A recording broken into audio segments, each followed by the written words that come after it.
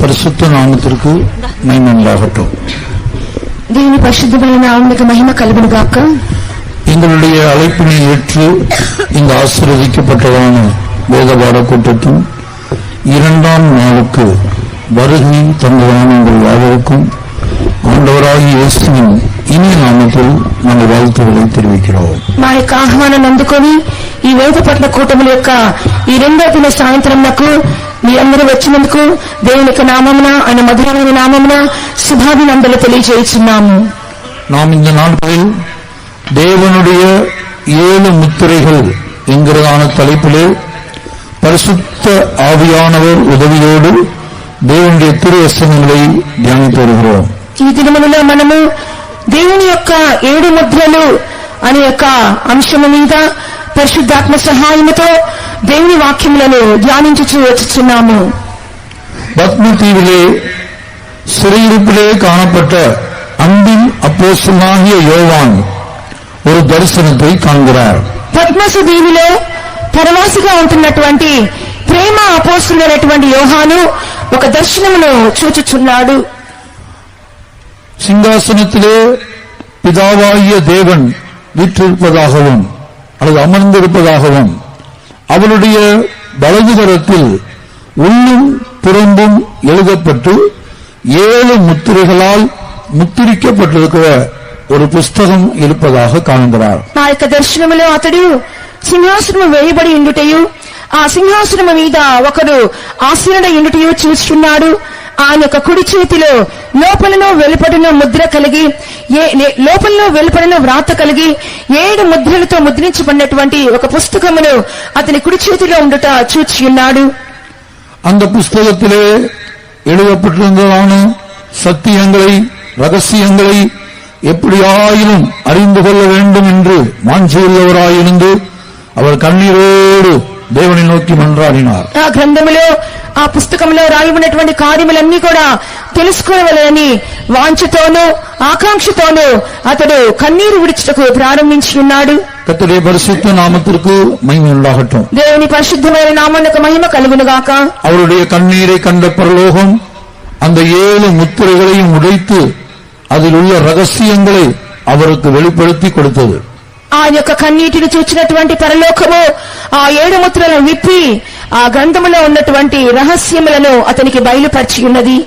7 கொம்புகளையும் 7 கண்களையும் உடைய அடிக்கப்பட்ட ஆட்டுக்குட்டியாகிய கர்த்தராகிய இயேசு கிறிஸ்து அந்த 7 முத்திரைகளை உடைத்து ரகசியங்களை வெளிப்படுத்தி கொடுக்கிறார். 7 కొమ్ములను 7 కన్నులను కలిగినటువంటి వధింపబడిన గొర్రెపిల్ల అయినటువంటి ప్రభువైన యేసుక్రీస్తు ఆ 7 ముద్రలలో బద్దలు చేసి లేక విప్పి ఆ గ్రంథములో ఉన్నటువంటి మర్మములను బయలుపరిచి ఉన్నారు.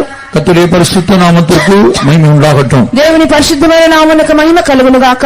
நேற்றைய தினத்திலே முதலாம் முத்திரை உடைக்கப்பட்ட போது సంభవిత సంభవங்களை நாம் பார்த்தோம். నిన్నటి దినమందు మొదటి ముద్రను విప్పినప్పుడు జరిగినటువంటి సంభవాల గురించి మనం తెలుసుకుని ఉన్నాము.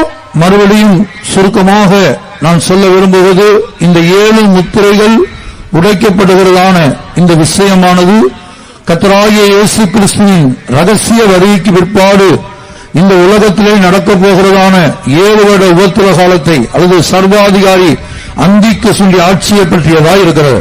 ఈ యొక్క 7 ముద్రలు విప్పుటాన్ని చెప్పినప్పుడు నేను మరొకసారి చెప్పుచున్నాను, సంఘము ప్రభు రాకడలో ఎత్తబడిన తర్వాత ఈ భూమి మీద జరగబోతున్నటువంటి 7 సంవత్సరాల శ్రమల కాలమందు జరుగుతున్నటువంటి సంభవములుగా తెలియచున్నవి. கர்த்தருடைய பரிசுத்த நாமத்திற்கு மகிமை உண்டாகட்டும். దేవుని పరిశుద్ధమైన నామమునకు మహిమ కలుగును గాక. இப்போது இன்றைய தினத்திலே 2ஆம் முத்திரையை உடைத்த போது என்ன சம்பவித்தது? ఈ దినమందు 2వ ముద్రను ఆయన విప్పినప్పుడు ఏమి సంభవించెను? வெளிப்படுத்தின விசேஷம் 6ஆம் அதிகாரம் 3-4 వచనங்களை వాసిపోం. ప్రకటన గ్రంథము 6వ అధ్యాయము 3-4 వాక్యములను చదువుకుందాం. ఆయన 2వ ముద్రను విప్పినప్పుడు రమ్ము అని 2వ జీవి చెప్పుట వింటిని.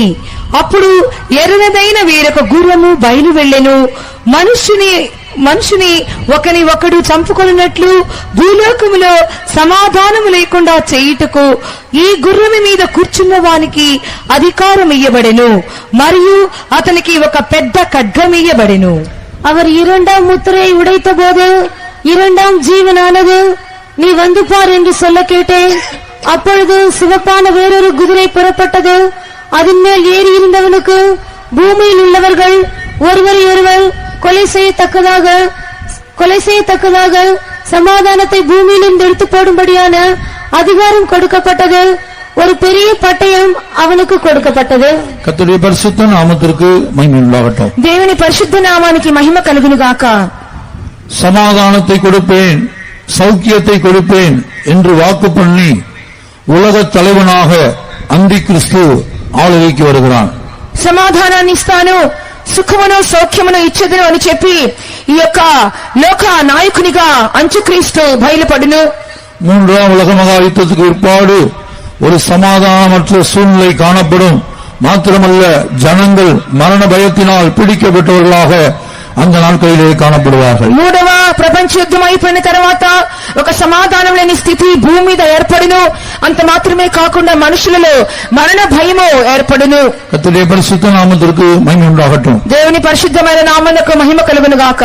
அப்படி மரண பயத்தினால் பிடிக்கப்பட்டிருக்கிறதான ஜனங்களுக்கு நான் சமாதானத்தையும் சௌக்கியத்தையும் அல்லது ஆரோக்கிய வாழ்வையும் கொடுப்பேன் என்று வாக்கு பண்ணி இந்த உலக தலைவன் భయపడుகிறான். ఈ లోక నాయకుడు అటువంటి సమయంలో మనుషులు మరణ భయము చేత పీడించబడుచున్నప్పుడు, సమాధానం లేకుండా ఉంటున్నప్పుడు నేను సమాధానం ఇచ్చేదను, నీకు సుఖమును లేక ఆరోగ్యమును నేను ప్రసాదించదనని చెప్పుచు ఈ లోక నాయకుడు బయలు వెళ్ళును. ஆனால் ஆட்சிக்கு வந்து உடனேயே அவன் மிருக சுபாவத்தை வெளிப்படுத்தக்கூடியவனாக సమాధానத்தை எடுத்து పోడக்கூடிయవనాக మారుகிறான். అయినప్పటికీ ఎప్పుడైతే పరిపాలనలోకి వస్తున్నాడో అతడు మృగపు స్వభావాన్ని చూపించేవాడిగాను, సమాధానము తీసివేయువానుగాను కనబడుచుండును. கர்த்தருடைய பரிசுத்த நாமத்திற்கு மகிமை உண்டாகட்டும். దేవుని పరిశుద్ధ నామానికి మహిమ కలుగును గాక. இந்த சிவப்பு குதிரை என்று சொல்லும்போது, சிவப்பு என்பதற்கு வேதத்திலே பல்வேறு ஆவிக்குரிய அர்த்தங்கள் இருக்கிறது. உலகத்திலும் இந்த சிவப்பு உலக தலைவர்கள் மத்தியிலே, உலக ராஜ்யங்கள் மத்தியிலே இந்த சிவப்பு முதலாவது ரத்தம் சிந்துகிற ஒரு అనుభవத்தை కాட்டுகிறது. ఎర్రని గుర్రమని చూస్తున్నాము. మొట్టమొదటిగా ఎరుపు అని చెప్పినప్పుడు దేవుని గ్రంథములో అనేకమైన అర్థములు ఇస్తూ ఉన్నవి. లోక ప్రకారంగా కూడా చూచినప్పుడు ఎరుపు అని చెప్పినప్పుడు రక్తమును చిందించుటను చూపించుచున్నది. வேதத்தின்படி, சத்திய வேதத்தின்படி சிவப்பிற்கு பாவத்தின் நிறம் சிவப்பாயிருக்கிறது. బైబిల్ ప్రకారంగా మనం చూసినప్పుడు ఎరుపు అని చెప్పినప్పుడు పాపపు వర్ణము లేక రంగు ఎరుపు అయ్యున్నది. యెషయా దీర్ఘదర్శన పుస్తకం 1వ అధికారం 18వ వచనం. యెషయా గ్రంథము 1వ అధ్యాయము 18వ వాక్యము. యెహోవా ఈ మాట సెలవిచ్చుచున్నాడు, రండి మన వివాదము తీర్చుకొందము. మీ పాపములు రక్తము వలె ఎర్రనివైనను అవి హిమము వలె తెల్లబడును. కెంపు వలె ఎర్రనివైనను అవి గొర్రెబొచ్చు వలె తెల్లనివగును. வழக்காடுவோம் வாருங்கள் என்று கர்த்தர் சொல்கிறார். உங்கள் பாவங்கள் சிறியர் என்று இருந்தாலும் உறைந்த மழையைப் போல் வெண்மையாகும். அவைகள் இரத்தாம்பரம் போல சிவப்பாயிருந்தாலும் பஞ்சை போலாகும். கர்த்தருடைய பரிசுத்த நாமத்திற்கு மகிமை உண்டாகட்டும். దేవుని పరిశుద్ధ నామమునకు మహిమ కలుగును గాక. இந்த சிவப்பிற்கு வேதத்திலே கொடுக்கப்பட்ட பல்வேறு ஆவிக்குரிய அர்த்தங்களில் ஒன்று பாவத்தின் நிறம் சிவப்பு. ఈ యొక్క ఎరుపు రంగునకు అనేకమైనటువంటి అర్థములు దేవుని గ్రంథములో ఇవ్వబడినవి. వాటిలో ఒకటి పాపం యొక్క రంగు ఎరుపు. உலக ராஜ்யங்களும் கூட பாவத்தின் நிறம் சிவப்பு என்று சில சந்தர்ப்பங்களிலே ஏற்றுக்கொள்கிறார்கள். లోక రాజ్యాలు కూడా మనం చూసినప్పుడు ఈ పాపమునకు రంగు ఎరుపు అని చెప్పి వారు అంగీకరించుచూ ఉన్నారు. ஆகவே தான் உலகத்தின் முக்கியமான நகரங்களிலே பாவம் செய்யக்கூடிய அந்த பகுதிக்கு రెడ్ లైట్ ఏరియా என்று అழைக்கிறார்கள். అందువల్ల లోకములో ఉన్నటువంటి ముఖ్యమైన నగరాలలో పాపం చేసే స్థలాలలో ఎరుపు లైట్ వేయిచూ ఉన్నారు. கர்த்தருடைய பரிசுத்த நாமத்துக்கு மகிமை உண்டாகட்டும். దేవుని పరిశుద్ధమైన నామమునకు మహిమ కలుగును. அப்ப இந்த சிவப்பு குதிரையின் மேல் ஏறி இருந்தான் என்று சொல்லும்போது, அந்தி கிறிஸ்துவின் ஆட்சியிலே அவன் ஜனங்களை, அதாவது கைவிடப்பட்ட கிறிஸ்தவர்களையும் பூமியில் உள்ள மொத்த ஜனங்களையும் அவன் பாவம் செய்யும்படியாக బలవంతపడుతువాన్. కాబట్టి ఎర్రని గుర్రం మీద ఎక్కినటువంటి ఆ యొక్క మనుషుడు ప్రభు రాకడ పర్యంతము చేయి విడిచిపెట్టబడినటువంటి వారిని, సకల మిగిలినటువంటి జనులను పాపము చేయించుటకు ప్రేరేపించును. அவன் அந்தி கிறிஸ்துவின் ஆட்சியிலே அவன் முழு உலக ஜனங்களையும் அல்லது கைவிடப்பட்ட கிறிஸ்தவர்களையும் செய்யும்படியாக బలవంతపడుతుகிற పాపం என்ன? లోక జనులందరినీ చేయి విడిచిపెట్టబడినటువంటి క్రైస్తవులను అతడు బలవంతముతో చేయించే పాపము ఏమి? ஒன்று ராஜாக்களிலே நான் வாசிக்கும் போது యెరొబెయాము என்கிற ராஜாவை குறித்து, இஸ்ரவேலின் ராஜாவை குறித்து நாம் படிக்கிறோம். మొదటి రాజుల గ్రంథంలో మనం చూసినప్పుడు యెరొబాము అనే ఇశ్రాయేలు రాజుని గురించి చదువుతున్నాము.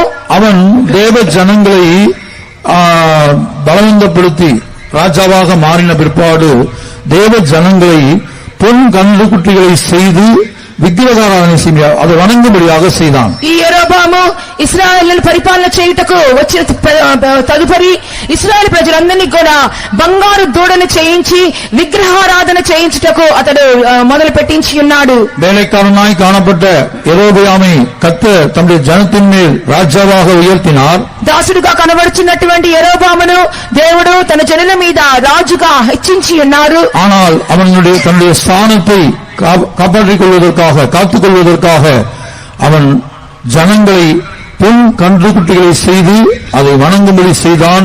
அது పాపమాయిట్టు என்று நாம் படிக்கிறோம். అతడు ఆ విధంగా రాజుగా అయిన తర్వాత తన యొక్క స్థానమును కాపాడుకునే నిమిత్తము బంగారు దూడలను చేయించి వాటికి పూజ చేయుటకు గాను, నమస్కరించుటకు గాను, విగ్రహ పూజ చేయుటకు గాను వారిని ప్రేరేపించి ఉన్నాడు. కర్తరుடைய பரிசுத்த நாமத்துக்கு மகிமை உண்டாகட்டும். దేవుని పరిశుద్ధ నామానికి మహిమ కలుగును గాక.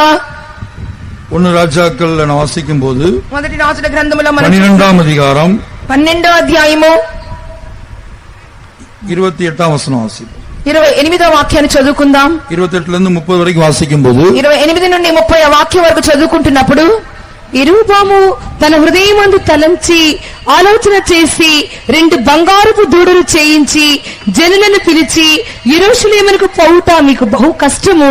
ఇశ్రాయేలు వారలారా, ఐగుప్తు దేశములో నుండి మిమ్మల్ని రప్పించిన మీ దేవుడు ఇవే అని చెప్పి ఒకటి బేతేలు నందును ఒకటి దాను నందును ఉంచెను. దాను వరకు ఆ రెంటిలో ఒక దానిని జనులు పూజించుట వలన రాజు చేసిన కార్యము పాపమునకు కారణమాయెను. కర్తరుடைய பரிசுத்த நாமத்திற்கு மகிமை உண்டாகட்டும். దేవుని పరిశుద్ధ నామానికి మహిమ కలుగును గాక. இந்த காரியம் பாவமாயிற்று. ఈ కార్యము పాపమునకు కారణమాయెను. கர்த்தருடைய பரிசுத்த நாமத்திற்கு மகிமை உண்டாகட்டும். దేవుని పరిశుద్ధ నామానికి మహిమ కలుగును గాక. அதாவது தெலுங்குல சற்று வித்தியாசமா இருக்கிறது. பாவத்துக்கு காரணமாயிற்று என்று தெலுங்குல இருக்குது. ஆனால் தமிழ்ல அந்த காரியம் தான் பாவம் என்று எழுதப்பட்டிருக்கிறது. తెలుగు భాషాంతరములో పాపమునకు కారణమాయనని చదువుచున్నాం, కానీ నిజమైన అర్థమేమనగా అదే ఒక పాపము కనబడుచున్నది. கர்த்தருடைய பரிசுத்த நாமத்திற்கு மகிமை உண்டாகட்டும். దేవుని పరిశుద్ధమైన నామమునకు మహిమ కలుగును. இனி அந்திகிறிஸ்துவின் ஆட்சியிலே முழு உலக ஜனங்களை அந்த உலக தலைவன் செய்யும்படியாக బలవంతப்படுத்துகிற పాపం என்ன? ఇక ఈ పూర్తి లోకరాజ్యములన్నిటినీ కూడా, మనుషులందరినీ కూడా అంత్యక్రీస్తు ఏ పాపము చేయుటకు వారిని బలవంతము చేయును. வெளிப்படுத்தின விசேஷம் 13వ అధికారం 4వ వచనం.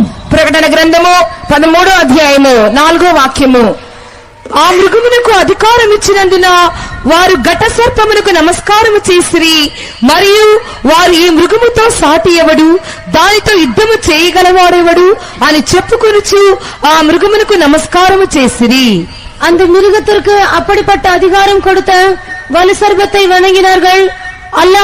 அல்லாமலும் மிருகத்திற்கு ஒப்பானவன் யார், அதனோட யுத்தம் பண்ணத்தக்கவன் யார் என்று சொல்லி மிருகத்தையும் வணங்கினார்கள். பிரியமானவர்களே, அந்திகிறிஸ்துவின் ஆட்சியிலே அந்த உலக தலைவன் 3 தெய்வங்களை வணங்கும்படியாக உலக ஜனங்களையும் கைவிடப்பட்ட கிறிஸ்தவர்களையும் బలవంతపడుతువాన్. అంత్యక్రీస్తు పరిపాలనలో ఆ లోక నాయకుడు జనులందరినీ కూడా 3 దేవుళ్లను నమస్కరించి పూజించినట్లుగా ఆ దినములలో చేయి విడిచిపెట్టబడిన క్రైస్తవులను, ఇతర లోక జనులను అతడు ప్రోత్సాహపరచును. இன்றைக்கு முழு உலகத்தையும் நாம் கவனித்து பார்த்தால் உலக ஜனங்கள் தாங்கள் விரும்புகிற தெய்வங்களை வணங்கிக் கொண்டிருக்கிறார்கள். ఈ దినాలలో ప్రపంచమంతా చూసినప్పుడు వారికి ఎవరికైతే ఏ దైవం ఇష్టమో ఆ దేవుళ్లను పూజిస్తూ వచ్చుచున్నారు. சிலர் கடவுளே இல்லை என்று சொல்லக்கூடிய கூட்டத்திலும் உலகத்தில் பெரும்பகுதியிலே அப்படிப்பட்ட ஜனங்கள் இருக்கிறார்கள். ఇంకనూ కొంతమందిని చూసినప్పుడు అధికమైన భాగము దేవుడు లేడు అని చెప్పుకునే స్థితిలో కూడా కనబడుచు ఉన్నారు. ஆனால் உலக தலைவனாகிய அந்திகிறிஸ்து ஆட்சி வரும்போது, ఆయనలో లోక నాయకుడైనటువంటి అంత్యక్రీస్తు యొక్క ఏలుబడి వచ్చినప్పుడు, ஒரு மனிதன் எந்த மதத்தை சார்ந்தவனாய் இருந்தாலும், அதுவரை அவன் எந்த தெய்வத்தை வணங்கிக் கொண்டிருந்தாலும், அந்திகிறிஸ்து அறிமுகப்படுத்துகிற 3 தெய்வங்களை ஒவ்வொரு மனிதனும் வணங்கிக் வணங்கித்தான் ஆக வேண்டும். అంతవరకు మనుషుడు ఏ దైవాన్ని పూజిస్తున్నా సరే, ఎటువంటి మతమునకు సంబంధించిన వాడైనా సరే, 3 దేవుళ్లను పూజ చేయనట్లుగా అంత్యక్రీస్తు వారిని బలవంతము చేయును. அந்த 3 தெய்வங்களிலே 2 தெய்வங்களை வெளிப்படுத்தின விசேஷம் 13ஆம் அதிகாரம் 4ஆம் வசனத்திலே வாசிக்க கேட்டோம். ఆ యొక్క 3 దేవుళ్ళలో 2 దేవుళ్ళ గురించి ప్రకటన గ్రంథము 13వ అధ్యాయము 4వ వాక్యములో మనం చదివి ఉన్నాం. முதலாவது வலு சர்ப்பத்தை வணங்க வேண்டும். మొట్టమొదటిగా ఘట సర్పాన్ని నమస్కరించవలెను. அந்த வலு சர்ப்பம் சாத்தான் அல்லது பிசாசு. ఆ యొక్క ఘట సర్పం అని చెప్పినప్పుడు సాతానుడు లేక అపవాది. இரண்டாவது மிருகம் என்று அந்த வசனத்திலே சொல்லப்பட்டிருப்பது உலக தலைவனாகி அந்திக்கிறிஸ்துவை காட்டுகிறது. రెండవదిగా మృగము అని చెప్పబడి ఉన్నది, అతడే లోకనాయకుడైనటువంటి అంత్యక్రీస్తు. உலக தலைவனாகி அந்திக்கிறிஸ்துவை வணங்க வேண்டும். లోకనాయకుడైన అంత్యక్రీస్తుని నమస్కరించవలెను. மூன்றாவதாக 15ஆம் வசனம் வெளிப்படுத்தல் 13:15 மிருகத்தினுடைய அதே சாயலில் ஒரு சிலை அல்லது ஒரு சொரூபம் முழு உலகத்திலும் செய்யப்பட்டு வைக்கப்பட்டிருக்கும். அந்த சொரூபத்தை ஜனங்கள் வணங்க வேண்டும்.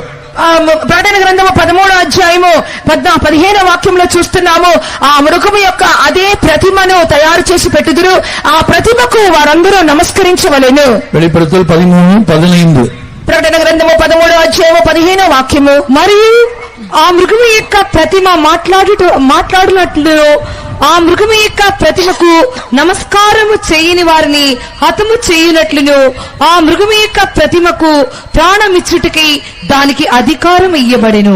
மேலும் தமிழ் வாசிக்கணும் தயவு செய்து. கர்த்தருடைய பரிசுத்த நாமத்துக்கு மகிமையாகட்டும். దేవుని పరిశుద్ధ నామమునకు మహిమ కలుగును గాక. அப்ப இங்கே நாம் பார்க்கும்போது வெளிப்படுத்தின விசேஷத்திலே முதலாவது இந்த 13ஆம் அதிகாரத்தை குறித்து நான் சுருக்கமாய் சொல்ல விரும்புகிறேன். మొట్టమొదటిగా ప్రకటన గ్రంథము 13వ అధ్యాయం గురించి క్లుప్తంగా మీతో చెప్పబోతున్నాను. இந்த 13ஆம் அதிகாரத்திலே முதல் வசனத்திலே ஒரு மிருகத்தை நாம் பார்த்தோம் நேற்றைய தினத்திலே. నిన్నటి దినమందు ఈ 13వ అధ్యాయం యొక్క మొదటి వాక్యములో ఒక మృగాన్ని గురించి మనం చూసి ఉన్నాము. 7 தலைகள் 10 கொம்புகள், பார்வைக்கு சிறுத்தையை போல் இருந்தது, வாய் சிங்கத்தை போல் இருந்தது, கால்கள் கரடியை போல் இருந்தது. దానికి 7 తలలు 10 కొమ్ములు ఉండెను, దాని రూపము చిరుతపులిని పోలి ఉండెను, దాని పాదములు ఎలుక వంటి పాదములు, దాని నోరు సింహపు నోరు వంటిది. கர்த்தருடைய பரிசுத்த நாமத்திற்கு மகிமை உண்டாகட்டும். దేవుని పరిశుద్ధ నామమునకు మహిమ కలుగును గాక. முதலாவது இந்த 7 தலைகள் என்பது 7 సామ్రాజ్యங்களை కాட்டுகிறது. మొట్టమొదటిగా 7 తలలు అని చెప్పినప్పుడు 7 సామ్రాజ్యాలకి సాదృశ్యంగా ఉన్నది. முதலாவது எகிப்து சாம்ராஜ்யம், మొట్టమొదటిగా ఐగుప్తు సామ్రాజ్యము, இரண்டாவது அசீரியா சாம்ராஜ்யம், రెండోదిగా అష్షూరు సామ్రాజ్యము, மூன்றாவது பாபிலோனிய சாம்ராஜ்யம், మూడోది బబులోను సామ్రాజ్యం, நான்காவது மேதியா பெர்சியா சாம்ராஜ்யம், నాలుగోది మాదియా పారసీక సామ్రాజ్యం, ஐந்தாவது கிரேக்க சாம்ராஜ்யம், ఐదోది గ్రీకుల సామ్రాజ్యము, ஆறாவது ரோம சாம்ராஜ்யம். ఆరోది రోమా సామ్రాజ్యము. அது விழுந்து போனது. అది పడిపోయేను. அந்த 6 சாம்ராஜ்யமே விழுந்து போய்விட்டது. 6 సామ్రాజ్యాలు పడిపోయేను. இனி இந்த விழுந்து போன ரோம சாம்ராஜ்யம் அந்திக்கிறிஸ்துவின் நாட்களில் அது எழும்பி வரப்போகிறது. ఈ పడిపోయినటువంటి రోమా సామ్రాజ్యము అంత్యక్రీస్తు యొక్క ఆ దినములలో పైకి లేచి రానయ్యున్నది. ஆகவே தான் வெளிப்படுத்தல் 13:3 அந்த 7 தலைகளில் ஒன்று காயப்பட்டிருப்பதாக சாவுக்கு ஏதுவான காயம் பட்டிருக்க கண்டேன். అందువల్లే ప్రకటన గ్రంథం 13వ అధ్యాయము 3వ వాక్యంలో చదువుతున్నాము, ఆ 7 తలలో ఒక దానికి చావు దెబ్బ తగిలినట్లుగా చూస్తున్నాము. அதனுடைய அர்த்தம் என்னவென்றால் சாவுக்கு ஏதுவான காயம் பட்டிருக்க கண்டேன் என்பதுடைய அர்த்தம் ரோம சாம்ராஜ்யத்தினுடைய வீழ்ச்சி, 6வது சாம்ராஜ்யமாகிய ரோம சாம்ராஜ்யத்தினுடைய வீழ்ச்சியை காட்டுகிறது. దానికి చావు దెబ్బ అని చెప్పినప్పుడు 6 సామ్రాజ్యంలో ఉన్నటువంటి 6వ సామ్రాజ్యమైనటువంటి రోమా సామ్రాజ్యం యొక్క పతనానికి సూచనగా ఉన్నది. அடுத்து அந்த சாவுக்கு ஏதுவான காயம் மறுபடியும் சொஸ்தமாக்கப்பட்டதாக காண்கிறார். తర్వాతగా చూసినప్పుడు ఆ చావు దెబ్బ మారిపోయినట్లుగా చదువుతున్నాము. அதனுடைய அர்த்தம் என்னவென்றால் இயேசுவின் ரகசிய வருகைப்பாடு இந்த ரோம சாம்ராஜ்யம் எழும்பி மறுபடியும் வரப்போகிறது. அதுலதான் அந்திக்கிறிஸ்து உலக தலைவனாய் வருவான். దాని అర్థమేమనగా ప్రభు యొక్క రాకడ తర్వాత ఈ యొక్క రోమా సామ్రాజ్యము తిరిగి లేవబోచున్నది, అదే అంత్యక్రీస్తు యొక్క పరిపాలనగా కనబడుచున్నది. ஆகவே இந்த 7 தலைகள் 10 கொம்புகள் ஒவ்வொன்றுக்கும் ஒரு ஆவிக்குரிய அர்த்தம் இருக்குது. அதை நான் பிற்பாடு படிப்படியாக நாம் பார்க்கலாம். కాబట్టి 7 తలలకును 10 కొమ్ములకును ఆత్మీయ అర్థములు కలవు, అవి తర్వాత మనం క్రమేణా చూసుకుందాము. முதலாவது இந்த வசனத்திலே நாம் மனதிலே வைத்துக் கொள்ள வேண்டியது முதல்ல சொல்லப்பட்ட மிருகம் அந்திக்கிறிஸ்து. కాబట్టి ఈ వాక్యములో చెప్పబడినటువంటి కార్యం ఏమనగా మొట్టమొదటిగా చెప్పబడినది అంత్యక్రీస్తు అనేటువంటి మృగము. 11ஆம் వచనத்திலே மற்றொரு மிருகத்தை பார்க்கிறோம். அது கள்ள தீர்க்கதரிசியாய் இருக்கிறது. 11వ వాక్యములో మరొక మృగాన్ని చూస్తున్నాము, అతడు అబద్ధ ప్రవక్త అయి ఉన్నాడు. அந்திக்கிறிஸ்துடைய ஆட்சியிலே அந்திக்கிறிஸ்துவை ஜனங்கள் வணங்கும்படியாக வழி நடத்தக்கூடிய ஒரு கள்ள தீர்க்கதரிசியும் ஒரு விழுந்து போன சபையும் அந்த நாட்களிலே இருக்கும். ఆ యొక్క దినములలో అంత్యక్రీస్తును నమస్కరించి పూజించు నిమిత్తము ఒక అబద్ధ ప్రవక్తయు ఒక పడిపోయిన సంఘము ఆ దినములలో లేచును. இதைத்தான் வெளிப்படுத்தல் 17ஆம் அதிகாரம் 3ஆம் வசனத்திலே ஒரு மிருகத்தின் மேல் ஸ்திரீ ஏறியிருப்பதாக யோவான் தரிசனத்திலே காண்கிறார். దాని గురించి ప్రకటన గ్రంథము 17వ అధ్యాయము 3వ వాక్యములో ఒక మృగము మీద ఒక స్త్రీ కూర్చుని ఉన్నట్లుగా యోహాను దర్శనంలో చూచి ఉన్నాడు. மிருகம் அந்திக்கு ஸ்திரீயும் அதன் மேல் எழுந்த ஸ்திரீ அவனுடைய நாட்களிலே காணப்படக்கூடிய விழுந்து போன சபையையும் காட்டுகிறது. ఆ యొక్క మృగం అనేది అంత్యక్రీస్తు గాను ఆ అంత్యక్రీస్తు మీద కూర్చున్నటువంటి ఆ యొక్క స్త్రీ అని చెప్పినప్పుడు ఆ దినాలలో పడిపోయినటువంటి సంఘానికి సాదృశ్యంగా ఉన్నది. இப்போ கவனியுங்கள், முதலாவது வெளிப்படுத்தல் 13ஆம் அதிகாரம் முதல் வசனத்திலே சொல்லப்பட்ட மிருகம் அந்தி கிறிஸ்துவை காட்டுகிறது. ప్రకటన గ్రంథం 13వ అధ్యాయము మొదటి వాక్యంలో చెప్పబడినటువంటి మృగము అంత్యక్రీస్తుకు సూచనగా ఉన్నాడు. 11ஆம் வசனத்திலே சொல்லப்பட்ட மிருகம் கள்ள தீர்க்கதரிசியை காட்டுகிறது. 11వ వాక్యంలో చెప్పబడినటువంటి మృగము అబద్ధ ప్రవక్త అయి ఉన్నాడు. இந்த கள்ள தீர்க்கதரிசி என்ன செய்கிறான்? பூமியிலே காணப்படுகிற சகல ஜனங்களுக்கு ஒரு கட்டளையிடுகிறான். ఈ యొక్క అబద్ధ ప్రవక్త ఏం చేయుచున్నాడు? భూమిలో ఉన్నటువంటి సకల నివాసులకు ఒక ఆజ్ఞ ఇచ్చుచున్నాడు. அவன் பல்வேறு அற்புதங்களை நடப்பித்து ஜனங்களை முதலாவது நம்பும்படி செய்கிறான். పలువైనటువంటి అద్భుతాలు చేసి మొట్టమొదటిగా జనుల్లో ఒక నమ్మకాన్ని కలుగజేస్తున్నాడు. கர்த்தருடைய பரிசுத்த நாமத்திற்கு உண்டாகட்டும். దేవుని పరిశుద్ధ నామానికి మహిమ కలుగును.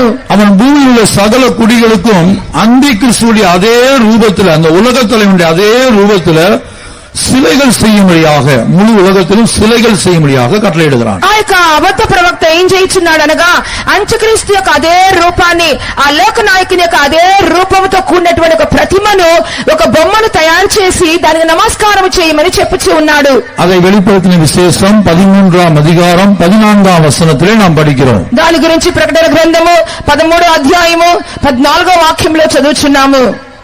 కత్తి దెబ్బతినియు బ్రతికిన ఈ క్రూర మృగమునకు ప్రతిమను చేయవలనని అది భూనివాసులతో చెప్పుచు ఆ మృగము ఎదుట చేయుటకు తనకియ్యబడిన సూచనల వల్ల భూనివాసులను మోసపుచ్చుచున్నది. தமிழ் அவ்வளவு தெளிவாக படித்தவுடன் புரிந்து கொள்ளும்படியாக இல்லை. తమిళ్లో అయితే చదివిన వెంటనే అర్థం చేసుకునే రీతిలో లేదు. ஆனால் கிரேக்க பாஷையில அது மிகவும் தெளிவாக பூமியில் எல்லா பகுதியிலேயும், எல்லா பகுதியில, அதாவது முழு உலகத்திலேயும் அந்த சொரூபம் அல்லது அந்த சிலை காணப்பட வேண்டும்.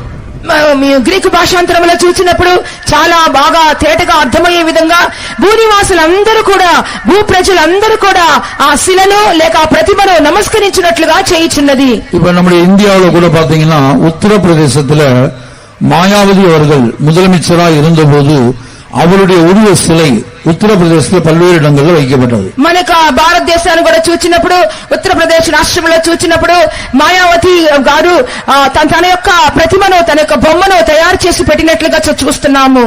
இன்றைக்கும் நாம் இந்த ஆந்திராவிலையும் பார்க்கலாம். நான் வருகிற வழியில பார்த்தேன், ఎన్టీఆర్ சிலை வைக்கப்பட்டிருந்தது. ఆంధ్రదేశంలో కూడా చూచినప్పుడు ఎన్టీఆర్ యొక్క ప్రతిమను మనం చూస్తూ ఉన్నాము. அதுபோல இந்தியாவில் உயிரோடு இருக்கிற பல தலைவர்களுடைய சிலையும் இருக்கிறது, மரித்து போன சில தலைவருடைய சிலையும் வைக்கப்பட்டிருப்பதை நாம் பார்க்கலாம். కాబట్టి ఇండియా దేశంలో పలు చోట్ల మనం చూస్తున్నాము, బ్రతికిన నాయకుల యొక్క ప్రతిమలు చూస్తున్నాము, చనిపోయిన నాయకుల యొక్క బొమ్మలు లేక విగ్రహాలు కూడా పెట్టుకున్నట్లుగా మనం చూస్తూ ఉన్నాము. அந்திகிறிஸ்து உலக தலைவனாக வரும்போது அவனுடைய அதே ரூபத்திலே காணப்படுகிற அந்த சிலைகளானது முழு உலகத்திலும் வைக்கப்படும்படியாக இந்த கள்ள தீர்க்கதரிசி கட்டளையிடுகிறான். అంత్యక్రీస్తు యొక్క పరిపాలనలో భూనివాసులందరూ కూడా ప్రతి చోట కూడా ఈ అంత్యక్రీస్తు యొక్క ప్రతిమను నిలవబెట్టినట్లుగా ఈ అబద్ధ ప్రవక్త బలవంతము చేయును. இன்றைக்கு காணப்படுகிற தலைவர்களுடைய சிலைக்கும் అంత్యక్రీస్తుடைய ఆட்சியிலே காணப்படக்கூடிய தலைவர்களுடைய சிலைக்கும் வித்தியாசம் இருக்கிறது. ఈ దినములలో కనబడుచున్నటువంటి లోక నాయకుల యొక్క బొమ్మలకును ఆ దినములలో కనబడినటువంటి అంత్యక్రీస్తు యొక్క ప్రతిమకును వ్యత్యాసం ఉన్నది. இன்றைக்கு ஒரு தலைவருடைய சிலை வைக்கப்பட்டால் வைக்கப்பட்ட இடத்திலேயே அது வருடக்கணக்காக நிற்கிறது, அது அப்படியே நிற்கிறது. ఈ దినాల్లో చూసినప్పుడు ఈ యొక్క లోక నాయకుడి యొక్క ప్రతిమలు లేక బొమ్మ చూసినప్పుడు అనేక సంవత్సరాలుగా పెట్టిన చోటనే ఆ స్థలమందే ఆ విగ్రహం ఉండిపోవచ్చున్నది. ஆனால் அந்திகிறிஸ்துடைய ஆட்சியிலே அவனுடைய ரூபத்திலே முழு உலகத்திலும் வைக்கப்படுகிற அந்த சிலையானது ஒரு இடத்துல இருப்பதில்லை. அது பேசக்கூடியதாக, ஜனங்களோடு பேசக்கூடியதாக இருக்கும், ஜனங்களை பார்க்கக்கூடியதாக இருக்கும். மாத்திரமல்ல, இந்த 3 தெய்வங்களை அந்திகிறிஸ்து அறிமுகப்படுத்துகிற இந்த 3 தெய்வங்களை யார் வணங்கவில்லையோ அவர்களை தேடி சென்று சித்திரவதை செய்து கொலை செய்யக்கூடியதாக இருக்கும். ఆ యొక్క అంత్యక్రీస్తు పరిపాలనలో పెట్టుబడినటువంటి ఒక ప్రతిమ మిగిలినటువంటి ఈ దినాల్లో కనబడిచిన విగ్రహాల వంటిది కాదు. ఆ యొక్క విగ్రహము అంత్యక్రీస్తు యొక్క రూపంలో చేయబడినటువంటి ఆ యొక్క ప్రతిమ మాట్లాడగలదు, అది చూడగలదు. అంత మాత్రమే కాకుండా ఏ జనులైతే ఈ 3 దైవములను పూజ చేయకుండా ఉంటున్నారో, నమస్కరించకుండా ఉంటున్నారో వాళ్ళని వెదికి చంపుటకు అధికారం ఇవ్వబడెను. நான் மறுபடியும் சொல்லுகிறேன், నేను మరలా చెప్పుచున్నాను, அந்தி கிறிஸ்து அறிமுகப்படுத்துகிற 3 தெய்வங்கள், ஒன்று அந்தி கிறிஸ்து, இரண்டாவது வலு சர்ப்பம், மூன்றாவது அந்தி கிறிஸ்து அதே ரூபத்திலே காணப்படக்கூடிய சிலைகள், சொரூபங்கள். అంత్యక్రీస్తు పరిచయం చేసినటువంటి 3 దేవుళ్ళ గురించి చెప్పుచున్నాను. ఒకటి అంత్యక్రీస్తు, రెండవది ఘట సర్పము, మూడవది అంత్యక్రీస్తు యొక్క ప్రతిమ. இந்த 3 பேரை யார் வணங்கவில்லையோ அவர்களை இந்த சொரூபம், அந்திக்கு சொல்லிய ரூபத்தில் காணப்படக்கூடிய இந்த சொரூபம் தேடி சென்று சித்திரவதை செய்து கொலை செய்யும். ఈ యొక్క 3 దైవములను ఎవరైతే పూజ చేయకుండా నమస్కరించకుండా ఉంటున్నారో ఆ యొక్క అంత్యక్రీస్తు యొక్క ప్రతిమ చిత్రవద చేసి ఎన్నో హింసలు పెట్టి ఆ వ్యక్తిని చంపివేయును. கர்த்தருடைய பரிசுத்த நாமத்திற்கு மகிமை உண்டாகட்டும். దేవుని పరిశుద్ధ నామానికి మహిమ కలుగును గాక. முதலாவதாக இந்த சொரூபம் என்கிற வார்த்தைக்கு கிரேக்க பாஷையில ஐகான் என்று சொல்லப்பட்டிருக்கிறது. మొట్టమొదటిగా ఈ ప్రతిమ అనే ఒక పదానికి గ్రీకు భాషలో ఐకాన్ అని చెప్పుచున్నాడు. அதனுடைய முதல் அர்த்தம் ரிசெம்பிளன்ஸ் என்பதாகும். ఆ యొక్క దాని యొక్క మొదటి అర్థము అదే సమాన స్వరూపము. அதாவது ஒரு தலைவர் இருந்தால், ராஜீவ் காந்தி இருந்தால், ராஜீவ் காந்தியுடைய அதே உருவத்தில் அவருடைய சிலை. ఉదాహరణగా రాజీవ్ గాంధీ ఉంటే ఆ రాజీవ్ గాంధీకి సమానమైన స్వరూపంలో ఒక ప్రతిమ. தோற்றத்தில் ஒற்றுமை, உருவத்தில் ஒற்றுமை, ரிசெம்பிளன்ஸ். ఆ యొక్క రూపంలో సరి సమానమైన సమరూపము. இரண்டாவதாக ரெப்ரசன்டேஷன், அவருடைய அர்த்தம் ரெப்ரசன்டேஷன். రెండవదిగా ప్రాతినిధ్యము. அதாவது அந்தி கிறிஸ்து ஒரு இடத்திலே காணப்படுவான், முழு உலக தலைவன் ஒரு இடத்தில் இருப்பான், அவனுடைய பிரதிநிதியாக, அவனுக்கு பதிலாக, அது அவனுடைய ஸ்தானாதிபதியாக முழு உலகத்திலும் இந்த சொரூபங்கள் காணப்படும். దాని అర్థమేమనగా ఒక చోటులో ఆ అంత్యక్రీస్తు కనబడుచుంటాడు, అయినప్పటికీ ఆ వాని యొక్క ప్రాతినిధ్యము లేనట్లయితే వాని యొక్క రాయభారం నిమిత్తము అన్ని చోట్ల అతని యొక్క ప్రతిమ కనబడుచుండును. இப்போ உலக தலைவன் ஒரு இடத்துல உட்கார்ந்து கொண்டவன் என்ன நினைக்கிறான்னு சொன்னா, பூமியில் உள்ள எல்லா ஜனங்களும் வலு சர்ப்பத்தை வணங்க வேண்டும், கைவிடப்பட்ட கிறிஸ்தவர்கள் வலு சர்ப்பத்தை வணங்க வேண்டும், அந்தி தன்னை வணங்க வேண்டும், தன்னுடைய ரூபத்துள்ள சொரூபத்தை வணங்க வேண்டும். அப்படி யார் வணங்கவில்லையோ அவர்கள் கொலை செய்யப்பட வேண்டும் என்று அவன் மனதிலே நினைக்கிறான். அவன் மனதிலே நினைப்பதை இந்த சொரூபங்கள் அந்தந்த பகுதிகளை, ஆந்திராவில் திருப்பதி பகுதியில் காணப்படக்கூடிய சொரூபங்கள் நேரடியாக தேடி சென்று துன்பப்படுத்தி கொலை செய்யும். ఇప్పుడు ఆ లోకాధిపతి, ఆ లోకనాయకుడు ఒక చోట కూర్చొని ఎవరైతే ప్రతిమకు నమస్కారం చేయరో, ఎవరైతే పూజ చేయరో వారిని చంపాలని చెప్పిన మనసులో అనుకుంటే చాలు, ఇక్కడ ఆంధ్ర దేశంలో ఎవరైతే చేవిడిపడిన క్రైస్తవులు గాని ఇతరులు గాని నమస్కరించకుండా ఉంటున్నారో వారిని వెతికి అప్పుడు తక్షణమే చంపివేయును. கிட்டத்தட்ட 80 வருடங்களுக்கு முன்பாக விஞ்ஞான உலகம் கேட்டது, சொரூபம் பார்க்குமா? ஒரு சிலை, அது ஒரு சொரூபம் பார்க்குமா? அது பேசுமா? அது ஒரு மனிதனை துன்பப்படுத்துமா? దాదాపుగా 80 సంవత్సరాల క్రితము విజ్ఞాన శాస్త్రమునకు ఒక ప్రశ్న వేసి ఉన్నది, ఒక విగ్రహం అనేది లేదా ఒక బొమ్మ అనేది మాట్లాడగలుగునా, చూడగలుగునా, ఒక వ్యక్తిని చంపునా అని చెప్పిన ప్రశ్న వారికి వచ్చి ఉన్నది.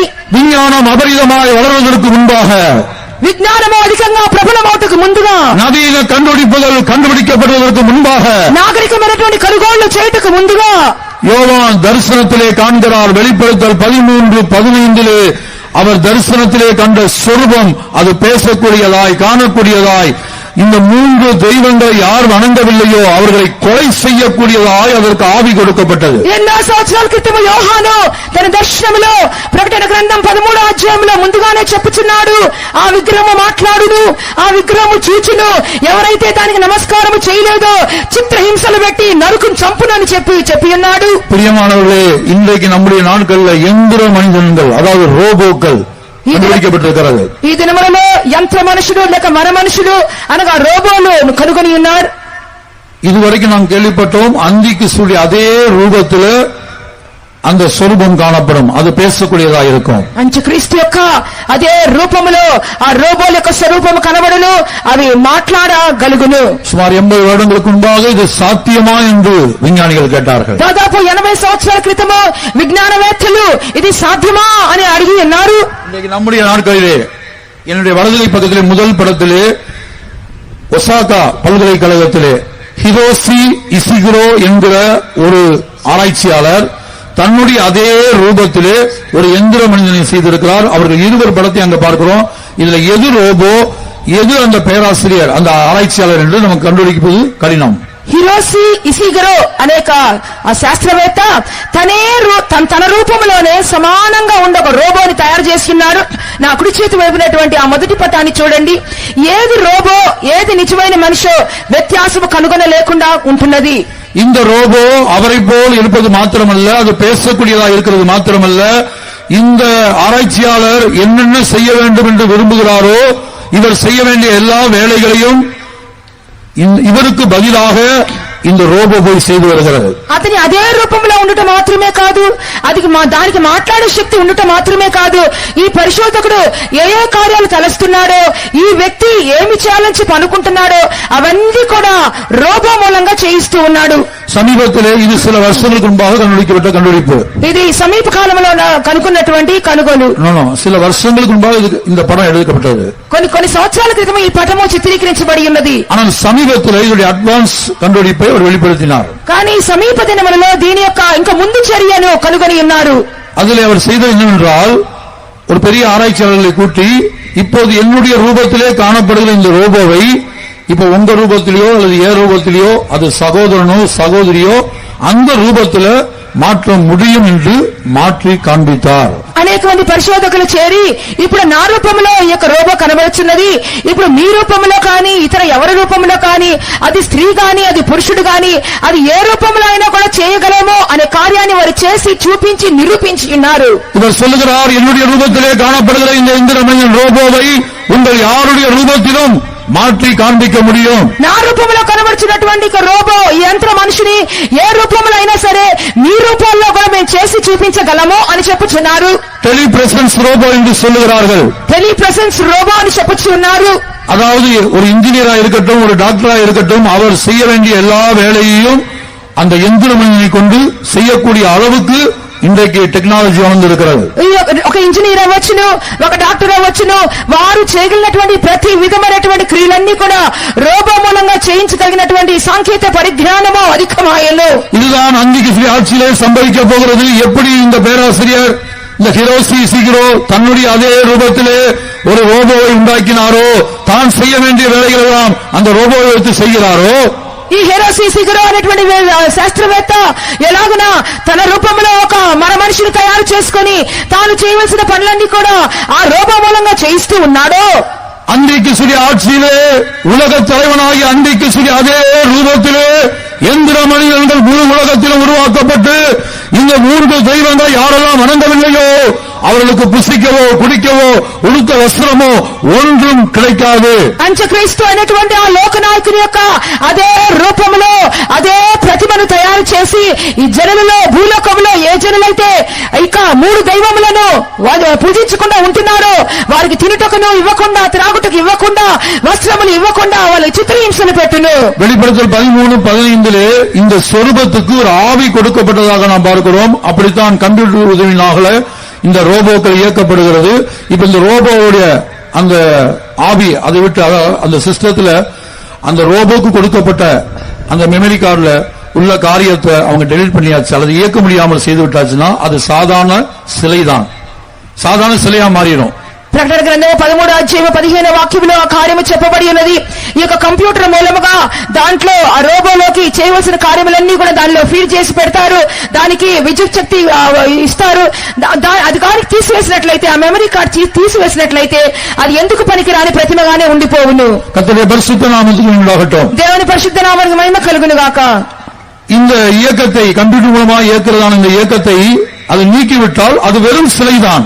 ఈ కంప్యూటర్ మూలంగా ఎక్కిస్తున్నటువంటి సమాచారం అంతా లేనట్లయితే అది ఉట్టి ప్రతిమ మాత్రమే. கர்த்தருடைய பரிசுத்த நாமத்துக்கு உண்டாகட்டும். దేవుని పరిశుద్ధ నామమునకు మహిమ కలుగును గాక. இன்னைக்கு நம்முடைய நாட்களிலே கண்டுபிடிக்கக்கூடிய கண்டுபிடிப்புகளை பற்றி எத்தனையோ வருடங்களுக்கு முன்பாக விசேஷமாய் 1ஆம் நூற்றாண்டிலே யோவான் தரிசனத்திலே காண்கிறார். ఈ దినాల్లో కనుగొనుచున్నారు, కానీ మొదటి శతాబ్దమునందే ఎన్నో సంవత్సరాల క్రితమే యోహాను దీన్ని కనుగొని ఉన్నాడు. கர்த்தருடைய பரிசுத்த நாமத்திற்கு மகிமை உண்டாகட்டும். దేవుని పరిశుద్ధ నామానికి మహిమ కలుగును గాక. இப்படியாக அந்திக்கு சொல்லி ஆட்சியிலே அவனுக்கு ஒரு பட்டயம், அந்த சிவப்பு குதிரையின் மேல் ஏறிந்தவனுக்கு ஒரு பட்டயம் கொடுக்கப்பட்டது. ఈ విధంగా అంత్యక్రీస్తు పరిపాలనలో ఆ ఎర్రని గుర్రం మీద ఎక్కినటువంటి వ్యక్తికి చేతిలో ఒక ఖడ్గము ఇవ్వబడెను. அதோட அர்த்தம் என்னவென்றால் அவனுடைய ஆட்சி முழுவதும் ஜனங்களை பயமுறுத்தி கொடுமைப்படுத்தி ரத்தம் சிந்தக்கூடியவனாக காணப்படுவான். దాని అర్థమేమనగా జనులందరినీ కూడా భయపెట్టి బెదిరించి రక్తము చిందించి వాడిగా అతడు కనబడెను. அப்ப 3 பேரை வணங்கும்படியாக ஜனங்களை, அது எந்த மதத்தை சார்ந்தவர்களாக இருந்தாலும்,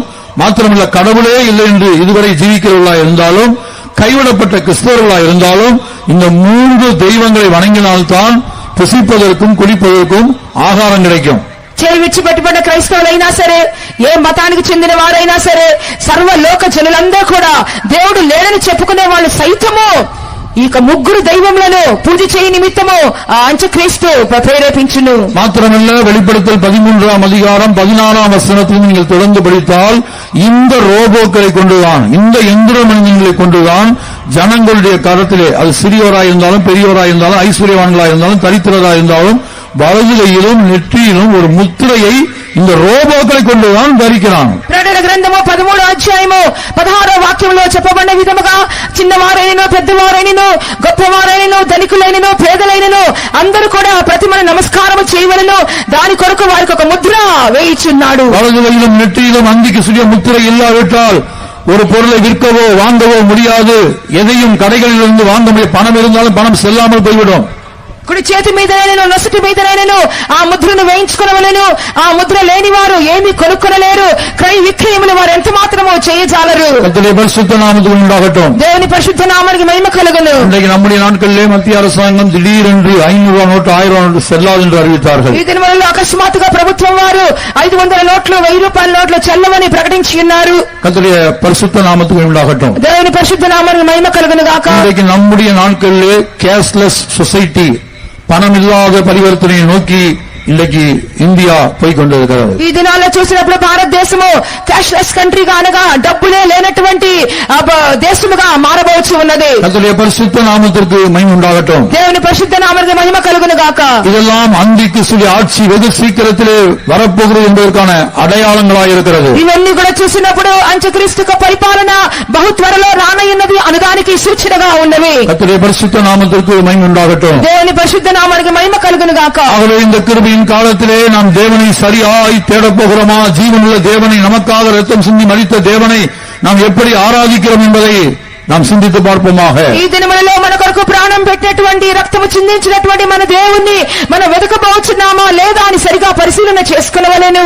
இந்த கிருபையின் காலத்திலே தேவனுடைய ஜனங்களாய் இருந்தாலும் விரும்பினால் கூட்டங்களுக்கு வரலாம், விரும்பினால் கூட்டத்துக்கு வராமல் இருக்கலாம்.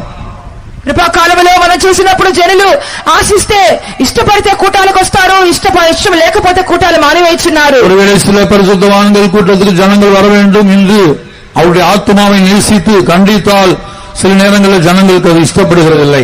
కొంతసారి కూటములకు రావాలని చెప్పి పరిశుద్ధులు వాళ్ళ ఆత్మను ప్రేమించి గద్దించినట్లయితే అది వారికి ఎంత మాత్రం ఇష్టం లేకుండా పోవచ్చున్నది. ஆனால் இந்த கிருபையின் காலம் முடியக்கூடிய நாள் வெகு தொலைவில், வெகு சீக்கிரத்தில் இந்த கிருபையின் காலம் முடிய போகிறது. అయినప్పటికీ అతి త్వరలోనే ఈ కృపాకాలం ముగించబడే దినాలు సమీపమై ఉన్నవి. அந்திக்கு சொல்லி ஆட்சி, உலக தலைவனாய் அந்திக்கு சொல்லி ஆட்சியிலே ஒரு மனிதன் எந்த மதத்தை சார்ந்தவனாய் இருந்தாலும் அவன் சொல்லுகிற அந்த 3 தெய்வங்களை வணங்கித்தான் ஆக வேண்டும். లోకనాయకుని యొక్క అనగా అంత్యక్రీస్తు యొక్క పరిపాలనలో ఏ మతానికి చెందిన వాడైనా సరే అంత్యక్రీస్తు యొక్క 3 దైవాలని తప్పకుండా పూజించే తీరవలెను. அதிலே ஒன்று வலு சர்ப்பத்தை வணங்க வேண்டும். దానిలో మొట్టమొదటిగా ఘట సర్పాన్ని నమస్కరించవలెను. இன்றைக்கு நம்முடைய நாட்களிலேயே மறைமுகமாக வலு சர்ப்பத்தை வணங்கும்படியாக கட்டாயப்படுத்த வேண்டிய சூழ்நிலை வந்திருக்கிறது. ఈ దినాలలో మన మధ్యలోనే ఘట సర్పాన్ని నమస్కరించినట్లుగా బలవంతము చేసే సందర్భములు కూడా కనబడుచు ఉన్నవి. கர்த்தருடைய பரிசுத்த நாமத்திற்கு மகிமை உண்டாகட்டும். దేవుని పరిశుద్ధ నామానికి మహిమ కలుగును గాక. இன்றைக்கு நம்முடைய நாட்களிலேயே வலு சர்ப்பத்தை வணங்கக்கூடியதான ஒரு சூழ்நிலை திணிக்கப்பட்டு வருகிறது. ఈ దినాలలో మన మధ్యలోనే ఘట సర్పమును నమస్కరించినటువంటి సందర్భములు మనకి ఎదురవుచు ఉన్నవి. இன்றைக்கு இந்தியாவில், தமிழ்நாட்டில் உள்ள எல்லா பள்ளிகளிலும் யோகா கட்டாயமாக படிக்க வேண்டும் என்று சொல்லுகிறார்கள். அதுபோல மத்திய அரசாங்கமும் இந்தியாவில் மத்திய அரசாங்க பள்ளிகளில் படிக்கக்கூடிய பிள்ளைகள் கற்றுக் கொடுக்கக்கூடிய டீச்சர்ஸ் ఎల్లోరూ என்ன செய்ய வேண்டும் యోగాவை కற்றுకొంటూ కండిపాగా செய்ய வேண்டும். ఈ దినాల్లో తమిళనాడు రాష్ట్రములో పలు చోట్ల మరియు భారతదేశంలో అనేక చోట్ల పాఠశాలలలోను ఇతర విద్యా సంస్థలలోను యోగా అధ్యయనము తప్పకుండా చేయవలెను. యోగా చేయుట అనేది తప్పనిసరి అని చెప్పి పిల్లలకును విద్యార్థులకును వాళ్ళు బలవంతము చేయిస్తున్నారు. யோகா என்ற சமஸ்கிருத வார்த்தையினுடைய அர்த்தம் டு ஜாயின், இணைக்கப்படுவது அல்லது சேர்க்கப்படுவது. యోగా అని చెప్పినప్పుడు దానికి సంస్కృత పదము ఐక్యపరచుట లేనట్లయితే దాని కలుపుట అని అర్థమై ఉన్నది. யாரோடு இணைக்கப்படுவது, ఎవరితో ఐక్యపడుట. யோகா செய்கிற ஒரு மனிதன் யோகாவிலே யாரோடு இணைக்கப்படுகிறான்? యోగా అని చేయించినప్పుడు యోగా చేయించిన వ్యక్తి ఎవరితో ఏకమో వలెను. நான் பெங்களூர்ல ஒரு பைபிள் ஸ்டடிக்கு போயிருந்த போது, నేను బెంగళూరు దేశంలో ఒక బైబిల్ స్టడీకి వెళ్ళినప్పుడు அந்த சத்தியத்தை கேட்டு முடித்த பிற்பாடு அநேக விசுவாசிகள் வந்து அறிக்கையிட்டார்கள். ఈ యొక్క సత్యాన్ని నేను చెప్పి ముగించిన తర్వాత అనేక మంది విశ్వాసులు వచ్చి ఒప్పుకోలు చేసి ఉన్నారు. என்றைக்கும் இளமையாக இருக்கலாம், ఎప్పటికీ కూడా యవ్వనముగా ఉండవచ్చును, வியாதி இல்லாத ஒரு வாழ்க்கை, వ్యాధి లేనటువంటి జీవితము, நல்ல ஒரு சமாதானமான ஒரு நிலவரம், మంచి సమాధానకరమైన స్థితి, இதெல்லாம் யோகாவில் இருக்கிறது என்று சொல்லி விசுவாசிகளும் கூட இந்த யோகாவை செய்யக்கூடியவர்களாக இருக்கிறார்கள். ఇవన్నీ కూడా యోగా మూలంగా కలుగుతాయని చెప్పి ఈ దినాల్లో విశ్వాసులైన వారు కూడా యోగాని అభ్యాసం చేయించున్నారు. பாண்டிச்சேரியில் ஒரு மீட்டிங் முடிந்த பிற்பாடு పాండిచేరిలో ఒక కూటమి ముగించబడిన తర్వాత வாலிபர்கள் வந்து அறிக்கையிட்டார்கள். కొంతమంది యవనస్తులు ఒప్పుకోలు చేసి ఉన్నారు. ஆகவே தயவு செய்து தேவ ஜனங்கள் இனி உள்ள காரியங்களை கவனிக்கும்படியாக கேட்டுக்கொள்கிறேன். అందువల్ల దయచేసి దేవుని జనులారా ఇక చెప్పబోయే సంగతులను శ్రద్ధగా ఆలకించమని చెప్పుచున్నాము. இந்த யோகா என்பது அதாவது கிறிஸ்து பிறப்பதற்கு முன்பாக பதஞ்சலி முனிவர் என்பவர் இந்த யோகாவை அறிமுகப்படுத்தினார். ఈ యొక్క యోగా అని చెప్పినప్పుడు పతంజలి అనేటువంటి ఒక వ్యక్తి యోగాని పరిచయం చేసి ఉన్నాడు. அந்த சிம்பலை நீங்க பாத்தீங்கன்னா அந்த யோகாவுடைய சிம்பல் 7 தலை உள்ள சர்ப்பம். ఆ యొక్క యోగా యొక్క చిహ్నము 7 తలలు కలిగినటువంటి సర్పము. இங்கே நாம் பார்க்கிறோம். అక్కడ చూడండి వెనకాల. நீங்க வெளிப்படுத்தல் 12ஆம் அதிகாரம் 3ஆம் வசனத்தை வாசித்தோமே, நம்ம வலு சர்ப்பத்தை குறித்து வெளிப்படுத்தல் 12:3ல பார்த்தோம். அங்க நீங்க பாத்தீங்கன்னா அந்த சர்ப்பத்துக்கு 7 தலை இருப்பதாக யோவான் காண்கிறார். ప్రకటన గ్రంథము 12వ అధ్యాయం 3వ వాక్యంలో ఘట సర్పాన్ని గురించి చూస్తున్నాము. ఆ ఘట సర్పానికి కూడా 7 తలలు ఉన్నట్లుగా చదువుతున్నాము. இந்த யோகா என்கிற இந்த யோகால 2 முக்கியமான ஆராதனை மறைந்திருக்கிறது. ఈ యోగా అని చెప్పినప్పుడు దాంట్లో 2 ముఖ్యమైన ఆరాధనలు దాగి ఉన్నవి. ஒன்று சூரிய நமஸ்காரம், ఒకటి సూర్య నమస్కారము, இரண்டாவது வலுசர்ப்ப நமஸ்காரம். రెండవదిగా ఘట సర్ప నమస్కారము. சூரிய நமஸ்காரம் பண்ணக்கூடாது என்று எசேக்கியேல் 8ஆம் அதிகாரத்தில் எழுதப்பட்டிருக்கிறது. సూర్య నమస్కారం చేయకూడదు అని ఎహెజ్కేలు గ్రంథము 8వ అధ్యాయంలో రాయబడి ఉన్నది. எசேக்கியேல் 8ஆம் அதிகாரத்திலே தேவாலயத்தின் அருவருப்புகளை குறித்து தீர்க்கதரிசிக்கு கர்த்தர் காட்டிக் கொடுக்கிறார். ఎహెజ్కేలు 8వ అధ్యాయంలో దేవాలయంలో జరుగుతున్నటువంటి హేయ కృత్యాల గురించి ప్రవక్తకు దేవుడు బయలుపరిచి ఉన్నారు. அந்த தேவாலயத்திலே காணப்பட்ட அருவருப்புகளில் ஒன்று, அங்கே ஒரு கூட்டத்தார் சூரியனை நமஸ்கரித்துக் கொண்டிருந்தார்கள். ఆ దేవాలయంలో కనబడుచున్నటువంటి హేయ కృత్యాలలో ఒకటి అక్కడ ఉన్నటువంటి కొందరు జనులు ఇక సూర్య నమస్కారం చేయించినట్లుగా చదువుచున్నాం. இரண்டாவது இந்த யோகாவுல குண்டாலினி யோகா என்று சொல்லுகிறார்கள். அதோட அர்த்தம் பாம்பின் வல்லமை, சர்ப்பத்தின் வல்லமை. రెండవదిగా ఈ యోగాలో కుండలిని శక్తి అని చూస్తున్నాం, అనగా పాము యొక్క శక్తి అని చెప్పబడుచున్నది. அதாவது ஒரு மனிதனுடைய சரீரத்தில் பின்பக்கம் இந்த 2 எலும்புகள்ல 2 பாம்புகள் படுத்திருக்கிறதாம். ఈ యొక్క మనుషుని యొక్క శరీరంలో వెనకాల వెన్ను ఎముకలో వెన్నుపూసలో చూసినప్పుడు 2 పాములు పడుకొని ఉన్నాయని చెబుతున్నారు. அந்த யோகா செய்கிறதான வேளையில் அந்த பாம்புகள் படிப்படியாக வந்து வந்து வந்து வந்து ஒரு மனிதனுடைய தலைக்கு மேல் வந்து அது என்ன செய்கிறதாம், படம் எடுத்து நிற்கும் போது அவங்களுக்கு என்ன உண்டாகுது, ஒரு வெளிச்சம் உண்டாகிறது. ఈ యొక్క యోగా వాళ్ళు చేయిచుండగా ఆ యొక్క వెన్నెముకలో కింద భాగంలో ఉన్నటువంటి 2 సర్పాలు నెమ్మదిగా క్రమేణా పైకి వచ్చి మెదడులోనికి వచ్చి 2 పడగలు విప్పి నిలబడును. అటువంటి సమయంలో ఆ మనుషునికి ఒక వెలుగు అనేది కలుగును. பிரியமானவர்களே, இந்த யோகாவை இந்த பதஞ்சலி முனிவர் 8 கட்டங்களாக பிரித்திருக்கிறார். ఈ యొక్క యోగా అభ్యాసాన్ని పతంజలి అనే ఒక వ్యక్తి ఈ 8 ఘట్టాలుగా విభజించి ఉన్నాడు. அதனுடைய பெயர்களை நான் சொல்லுகிறேன். దాని పేర్లను నేను చెప్పుచున్నాను. யாமா, நியாமா, నియమ, அடுத்து ஆசனா, ప్రాణయామ, ప్రత్యాహార, தாரணா, కారణ, தியானா, ధ్యాన, சமாதி. காரண தியான சமாதி. కారణ ధ్యాన సమాధి. இந்த 8 கட்டங்களாக அவர் பிரித்திருக்கிறார். ఇది 8 విభాగములుగా విభజించి ఉన్నారు. இந்த 8 கட்டங்கள்ல முதல் 2 கட்டங்கள், ఈ 8 భాగాలలో మొదటి 2 భాగాలు நன்மை தீமை என்பதை காண்பிப்பதாக, మేలు కీడులను చూపించు నిమిత్తము. அடுத்த 2 கட்டங்கள் తర్వాత 2 విభాగాలు ஆரோக்கியமான வாழ்வு, ఆరోగ్యమైన జీవితం. அதைத்தான் சொல்லுகிறார். எப்போது இளமையா இருக்கலாம், అందుకే చెప్పుచున్నారు ఎప్పుడు కూడా యవ్వనంగానే ఉండొచ్చు, வியாதி இல்லாத வாழ்க்கை வாழலாம், వ్యాధి లేనటువంటి జీవితం చేయొచ్చు. கர்த்தருடைய பரிசுத்த நாமத்துக்கு உண்டாகட்டும். దేవుని పరిశుద్ధ నామానికి మహిమ కలుగును గాక. கடைசி 4 கட்டங்கள் చివరి 4 విభాగాలు தேவர்களை போல மாறுவது. దేవుళ్ళ వలె మారుదురు. இப்படி அந்த 8 கட்டங்களை 3ஆக பிரித்திருக்கிறார். 3 உபதேசங்கள் அதில் இருக்கிறது. ఈ యొక్క 8 విభాగాలను 3 ఘట్టములుగా వారు విభజించి ఉన్నారు. 3 ఉపదేశములు దాంట్లో కనబడుచున్నవి. இந்த உபதேசத்தை எங்கேயாவது கேட்டமா ஞாபகம் இருக்கா? ఈ ఉపదేశాన్ని ఎక్కడైనా వినినట్టుగా జ్ఞాపకం వస్తుందా మీకు? ஆதியாகமத்திலே ஏதேன் தோட்டத்திலே சர்ப்பம் இந்த 3 உபதேசங்களை ஏவாளுக்கு கொடுத்தது. ఆది కాండములో ఏదెను తోటలో సర్పము ఈ 3 ఉపదేశాలని హవ్వతో చెప్పుచున్నది. தேவன் விலக்கி வைத்த கனியை புசிக்கும் போது நன்மை தீமையை கண்டுபிடிக்கலாம். దేవుడు నిషేధించినటువంటి పండును తినినప్పుడు మేలు కీడులను వివేచింపవచ్చును. நீங்கள் சாகவே சாவதில்லை, அதான் எப்போது இளமையா இருக்கிற அனுபவம். మీరు చావనే చావరు అనగా ఎల్లప్పుడూ యవ్వనంగానే ఉండిపోవచ్చు.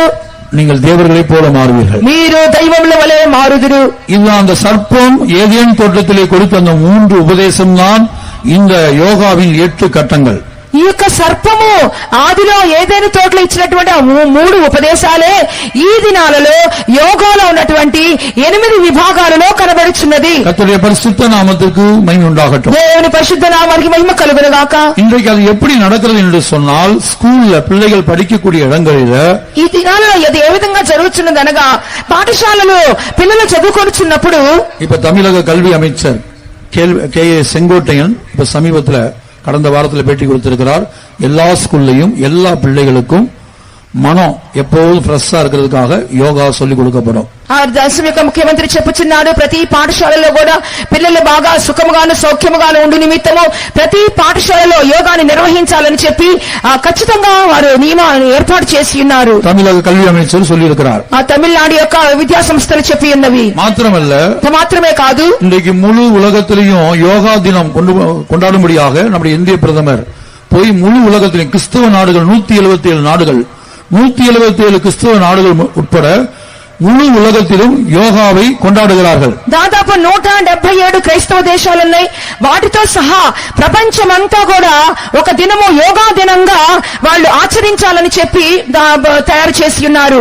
ஒவ்வொரு வருடமும் ஜூன் மாதம் 21ஆம் தேதியை சர்வதேச யோகா தினமாக அறிவித்து முழு உலகத்திலும் கிறிஸ்தவ நாடுகள் 177 நாடுகள் உட்பட முழு உலகத்திலும் இன்றைக்கு இந்த யோகா அறிமுகப்படுத்தப்பட்டு வருகிறது. జూన్ మాసము 21వ తేదీ రోజు అనగా ప్రతి సంవత్సరము జూన్ మాసం 21వ తేదీన సర్వదేశీయ యోగా దినము అని చెప్పి నిర్వహించాలని చెప్పి 177 క్రైస్తవ దేశాలతో సహా సర్వ ప్రపంచము దాన్ని ఆమోదించి ఉన్నారు.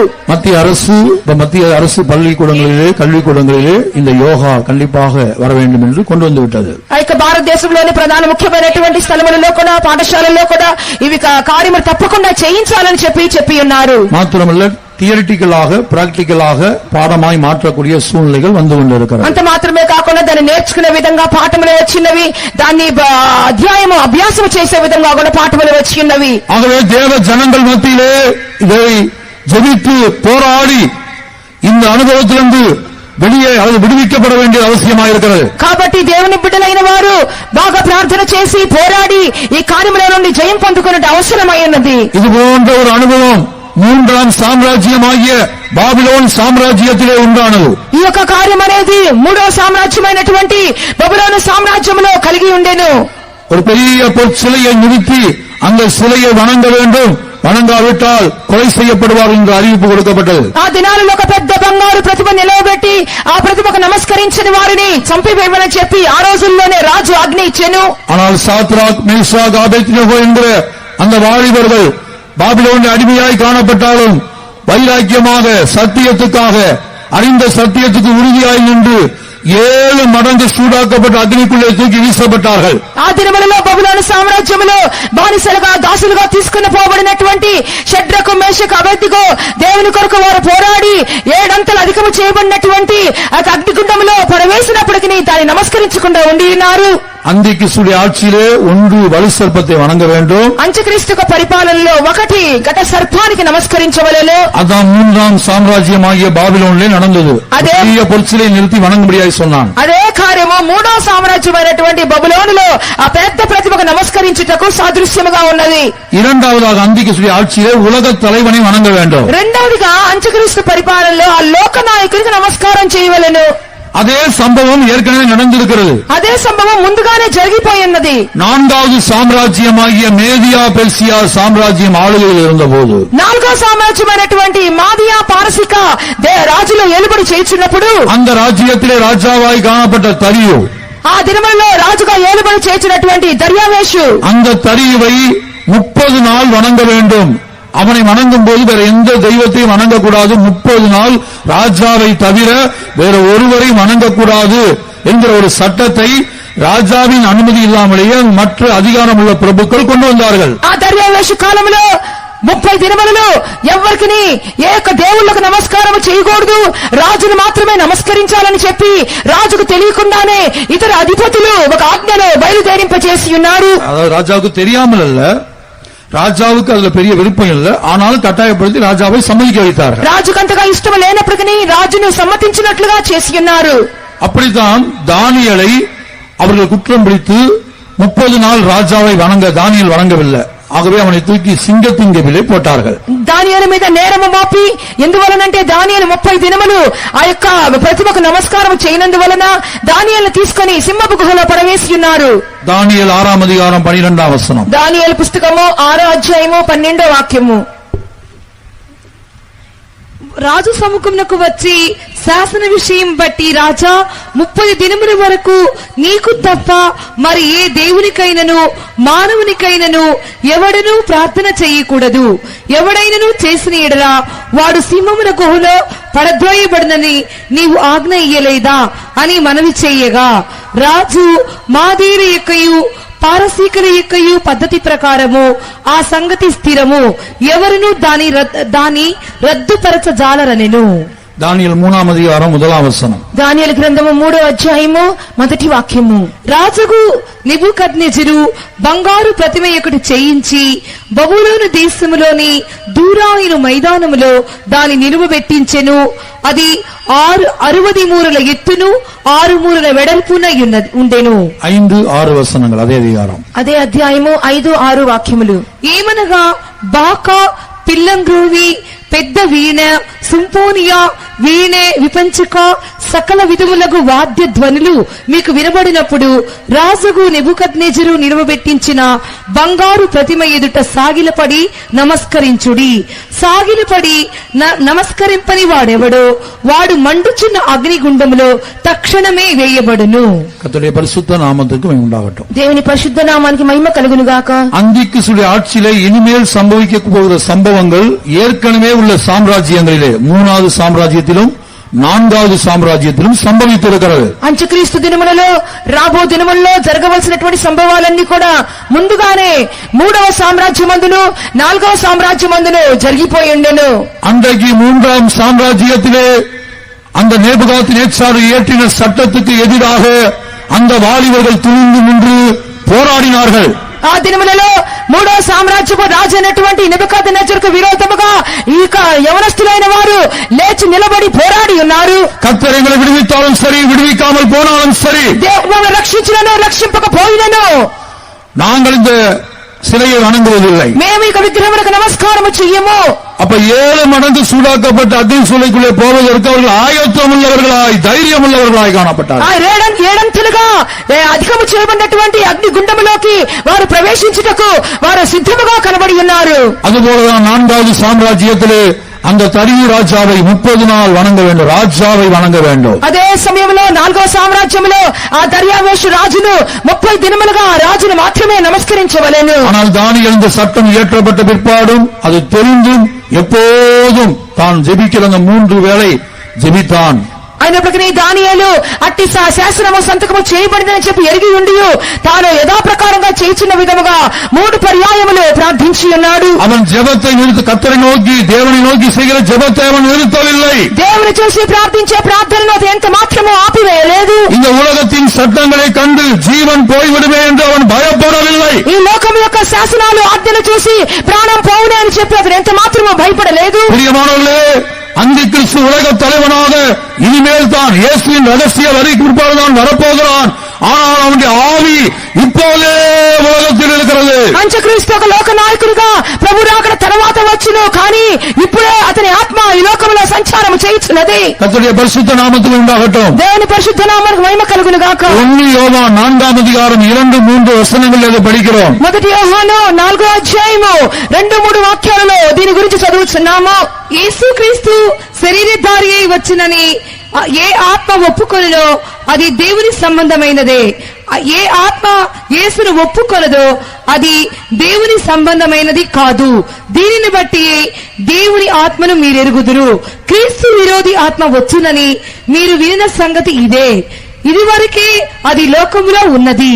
கர்த்தருடைய பரிசுத்த நாமத்துக்கு உண்டாகட்டும். దేవుని పరిశుద్ధ నామమునకు మహిమ కలుగును గాక. நீங்கள் வரும் என்று கேள்விப்பட்ட அந்தி கிறிஸ்துவின் ஆவி அதுவே, அது இப்பொழுதே உலகத்தில் இருக்கிறது. మీరు రాబోతుందని చెప్పి అనుకున్నటువంటి అంత్యక్రీస్తు ఆత్మ అదే, అది ఇప్పటికే లోకములో ఉన్నది. ஆகவே தான் 1 யோவான் 2:18 வாசிக்கும் போது, అందువల్ల మొదటి యోహాను పత్రిక 2వ అధ్యాయం 18వ వాక్యములో చూసినప్పుడు கடைசி காலத்தில் யோவான் சொல்லுகிறார், தன்னுடைய நாட்களிலேயே கடைசி காலத்திலே அநேக அந்தி கிறிஸ்துகள் இருக்கிறார்கள். ఇదిగో కడవరి దినములలో అనేక క్రీస్తు విరోధులు లేచునని చెప్పి తన కాలములోనే ఈ వాక్యమును రాసి ఉన్నాడు. உலக தலைவனாக அந்தி கிறிஸ்து இயேசுவின் ரகசிய வரிக்கு பிற்பாடுதான் வரப்போகிறான். యేసుక్రీస్తు రహస్య రాకడ తర్వాత అంత్యక్రీస్తు అనే లోక నాయకుడు వచ్చును.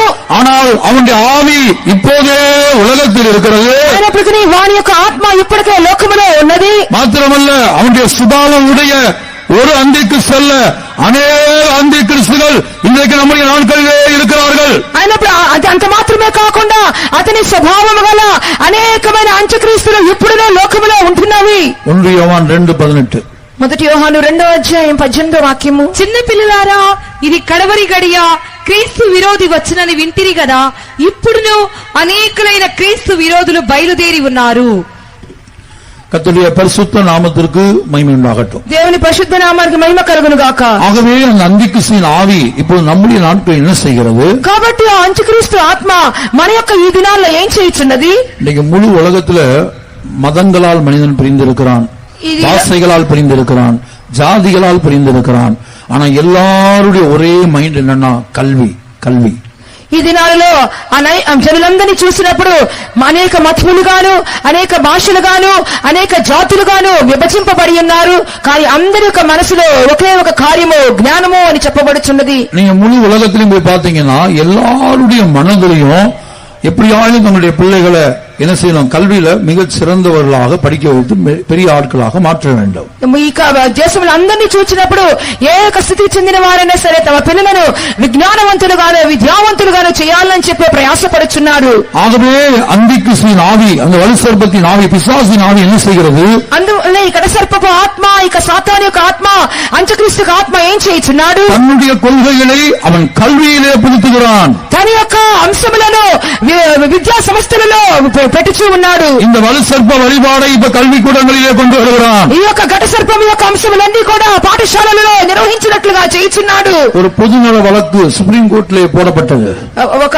ఒక సాధారణమైనటువంటి అంశము సుప్రీం కోర్టులో వేయబడి ఉన్నది. இந்த யோகாவை கட்டாயப்படுத்த வேண்டாம், ఇక యోగాని మీరు బలవంతం చేయొద్దు అని. அப்போ சுப்ரீம் கோர்ட் நீதிபதி என்ன சொல்லிவிட்டார்? ఆ సుప్రీం కోర్టు వారు ఏం చెప్పి ఉన్నారు? இது நன்மை தானே, இந்த யோகா செய்வது நல்லது தானே, எல்லாரும் போய் செய்யுங்கன்னு சொல்லிட்டார். ఈ యోగా చేయడం మంచిదే కదా, అందరూ చేయండి అని తీర్పిచ్చేసి ఉన్నారు. இந்த உலகத்திலே பெரிய அதிகார அமைப்பு சுப்ரீம் கோர்ட், அதுதான் கடைசி நம்பிக்கை. இப்ப அதுவே சொல்லிவிட்டது. ఈ లోకంలోనే పెద్ద న్యాయస్థానం అనేది సుప్రీం కోర్టు. ఆ యొక్క కోర్టు వారు తీర్పిచ్చేసి ఉన్నారు యోగా మంచిది అని. கர்த்தருடைய பரிசுத்த நாமத்துக்கு உண்டாகட்டும். దేవుని పరిశుద్ధ నామానికి మహిమ కలుగును. ஆனா அதே வேளையில் இந்த யோகாவை செய்யக்கூடிய ஒருவரும் இயேசுவின் ரகசியவர்கள் எடுத்துக் கொள்ளப்பட முடியாது. అయినప్పటికీ యోగా చేసినటువంటి ఎవ్వరు కూడా యేసు రహస్య రాకడలో కొనిపోబడలేరు. ஏன் பரலோகத்தில் புதிய பூமிக்கு கூட போக முடியாது. కనీసం పరలోకంలో ఒక నూతన భూమిలో కూడా వెళ్ళలేరు. ஏனென்றால் வெளிப்படுத்தல் 21:8 சொல்லப்பட்ட பட்டியலில் ஒரு வார்த்தை இப்படிப்பட்டதான வழிபாடுகளை குறித்து எழுதப்பட்டிருக்கிறது. ప్రకటన గ్రంథము 21వ అధ్యాయము 8వ వాక్యములో ఈ విధంగా చేయువాని గురించి వ్రాయబడి ఉన్నది. விக்கிரக ஆராதனை குறித்து வெளிப்படுத்தல் 21:8 எழுதப்பட்டிருக்கிறது. ప్రకటన 21వ అధ్యాయము 8వ వాక్యములో విగ్రహారాధన గురించి వ్రాయబడి ఉన్నది. கர்த்தருடைய பரிசுத்த நாமத்துக்கு உண்டாகட்டும். దేవుని పరిశుద్ధ నామమునకు మహిమ కలుగును. பிரியமானவர்களே, ஒரு விசேஷ ஜெபாவி, இதற்காக இதை சொல்ல வருகிறேன் என்று சொன்னால், அந்த நாட்களில் வாலிபர்கள் போராடி ஜெபித்தார்கள். ఆ దినాలలో యవనస్తులైన వారు పోరాడి ప్రార్థించినట్లుగా నేను మీతో తెలియజేస్తున్నాను. దానియేలు జెబ జీవితத்தை பாருங்கள். దానియేలు యొక్క ప్రార్థనా జీవితాన్ని చూడండి. సింగத்தின் கபில தூக்கி போடுவன் சொன்ன பிற்பாடும் ஜெபத்தை நிறுத்தவில்லை. సింహపు గుహలో పడవేయబడతానని తెలిసినప్పటికీ తన చేసిన ప్రార్థనను విడిచిపెట్టలేదు. ஒரு பெரிய மழை பெய்தால் நீங்க ஒரு கூட்டத்துக்கு கிளம்ப பைபிள் ஸ்டடி போலாம், காத்துவிட்ட போலாம், நீங்க கிளம்புறீங்க. ஒரு பெரிய மழை பெய்யுது, உடனே என்ன செய்வோம்? சரி போகாம நின்றுவோம், மழை வந்துருச்சு அப்படின்னு வீட்டுல நின்றுவோம். వేద పడ్డ కూటము కనిపెట్టుకుంటూ వెళ్లాలని చెప్పి మీరు సిద్ధపడి మీరు బయలుదేరుతూ ఉన్నారు. ఈ లోపల పెద్ద వర్షం వచ్చింది అనుకోండి, సరే వర్షం వచ్చింది కదా కూటానికి వెళ్ళక్కర్లేదని చెప్పి ఆగిపోవచ్చున్నారు. ஆனா அவர்களை பாருங்கள், அந்த பழைய ஏற்பாட்டு காலத்திலே ஜீவித்த அந்த நித்தியத்தில புதிய வானத்துக்கு தான் அவர்கள் போக போகிறார்கள். వీరందరూ కూడా వారు నిత్యములో వారు నూతన ఆకాశానికి వెళ్ళబోతున్నారు. கர்த்தருடைய பரிசுத்த நாமத்துக்கு உண்டாகட்டும். దేవుని పరిశుద్ధ నామానికి మహిమ కలుగును. వైరాగ్యத்தை பாருங்கள். వారి వైరాగ్యమును చూడండి. 7 மடங்கு சூடாக்கப்பட்ட அக்னி சூழலை தூக்கி வீசினாலும், అగ్నిగుండము 7 అంతలుగా అధికము చేయబడినప్పటికీ, దానిలో విసిరివేయబడినప్పటికీ அவர்கள் சொன்னார்கள், கர்த்தர் எங்களை விடுவித்தாலும் சரி விடுவிக்காமல் போனாலும் சரி. వారేం చెప్పుచున్నారు? దేవుడు మమ్మల్ని రక్షించునను రక్షింపకపోయినను. ஆனால் திரித்தத்தின் 3ஆம் ஆழ்த்துவமாகிய ஆவியானவர் இறங்கி வந்தார். తత్వములోని మూడో వ్యక్తిత్వమైనటువంటి పరిశుద్ధాత్ముడు అక్కడ దిగి వచ్చి ఉన్నారు. 7 மடங்கு சூடாக்கப்பட்ட அக்னிக்குள்ளே 3 பேர் தூக்கி வீசப்பட்டார்கள். 4ஆவதாக அவர் உலாவிக் கொண்டிருந்தார். 7 అంతలుగా అధికము చేయబడిన అగ్నిగుండములో పడవేసినప్పటికీ 4వ వ్యక్తిగా ఆత్మదేవుడు దిగి వచ్చి ఉన్నారు. பரிசுத்த நாமத்துக்கு உண்டாகட்டும். దేవుని పరిశుద్ధ నామమునకు మహిమ కలుగును. பிரியமானவர்களே, இந்த அந்திகிறிஸ்துவின் ஆவியிலிருந்து தப்பித்துக் கொள்ளும்படியாக நம்முடைய பிள்ளைகள் பாதுகாக்கப்படும்படியாக கல்வி கூடங்களிலே நம்முடைய பிள்ளைகள் பாதுகாக்கப்படும்படியான ஒரு விசேஷ ஜெப ஆவி இன்றைக்கு தேவ ஜனங்களுக்குள்ளே உண்டாவதாக. ప్రియమైన వారులారా, ఇటువంటి దినములలో మన యొక్క పిల్లలు పాఠశాలలో కాపాడబడవాలంటే గొప్ప ప్రార్థన ఆత్మ మనకు అవసరమై ఉన్నది. ஏனென்றால் தானியேலா இருக்கட்டும் அல்லது மற்ற சாத்ராக் மேஷாக் ஆபேத்நேகோவா இருக்கட்டும், அவர்கள் தன்னுடைய ஜெப ஜீவியத்தின் மூலமாக தேசத்தின் சட்டங்களையே மாற்றினார்கள். దానియేలు అవనియండి, షడ్రకు మేషకు అబేద్నెగో అవనియండి, వారి యొక్క ప్రార్థన జీవితం మూలంగా దేశం యొక్క కట్టడములనే దేశం యొక్క ఆజ్ఞలనే మార్చివేయుచున్నారు. கர்த்தருடைய பரிசுத்த நாமத்துக்கு உண்டாகட்டும். நேபுகாத்நேச்சார் சொல்லுகிறான், முதல்ல ஒரு பொற்சிலை நிறுத்தி இதை வணங்க வேண்டும் என்று சொன்ன அதே ராஜா இப்போது சொல்லுகிறான், இவங்களுடைய வைராக்கியத்தை பார்த்து, இவர்களோடு கர்த்தர் இருப்பதை பார்த்து சொல்லுகிறான், கர்த்தரே மெய்யான தேவன். తనకు ప్రతిమను నిలబెట్టి దానికి నమస్కారం చేయమని చెప్పినటువంటి నెబుకద్నెజర్ రాజు ఇప్పుడేం చెప్పుచున్నాడు? వీరు పూజిస్తున్నటువంటి, వీరు ఆరాధిస్తున్న దేవుడే నిజమైన దేవుడు అని నోటితో చెప్పుచున్నాడు. దానియేలు 3:29 వాసిத்து பாருங்கள். దానియేలు గ్రంథము 3వ అధ్యాయం 29వ వాక్యాన్ని చదవండి. சீக்கிரம் வாசிங்க.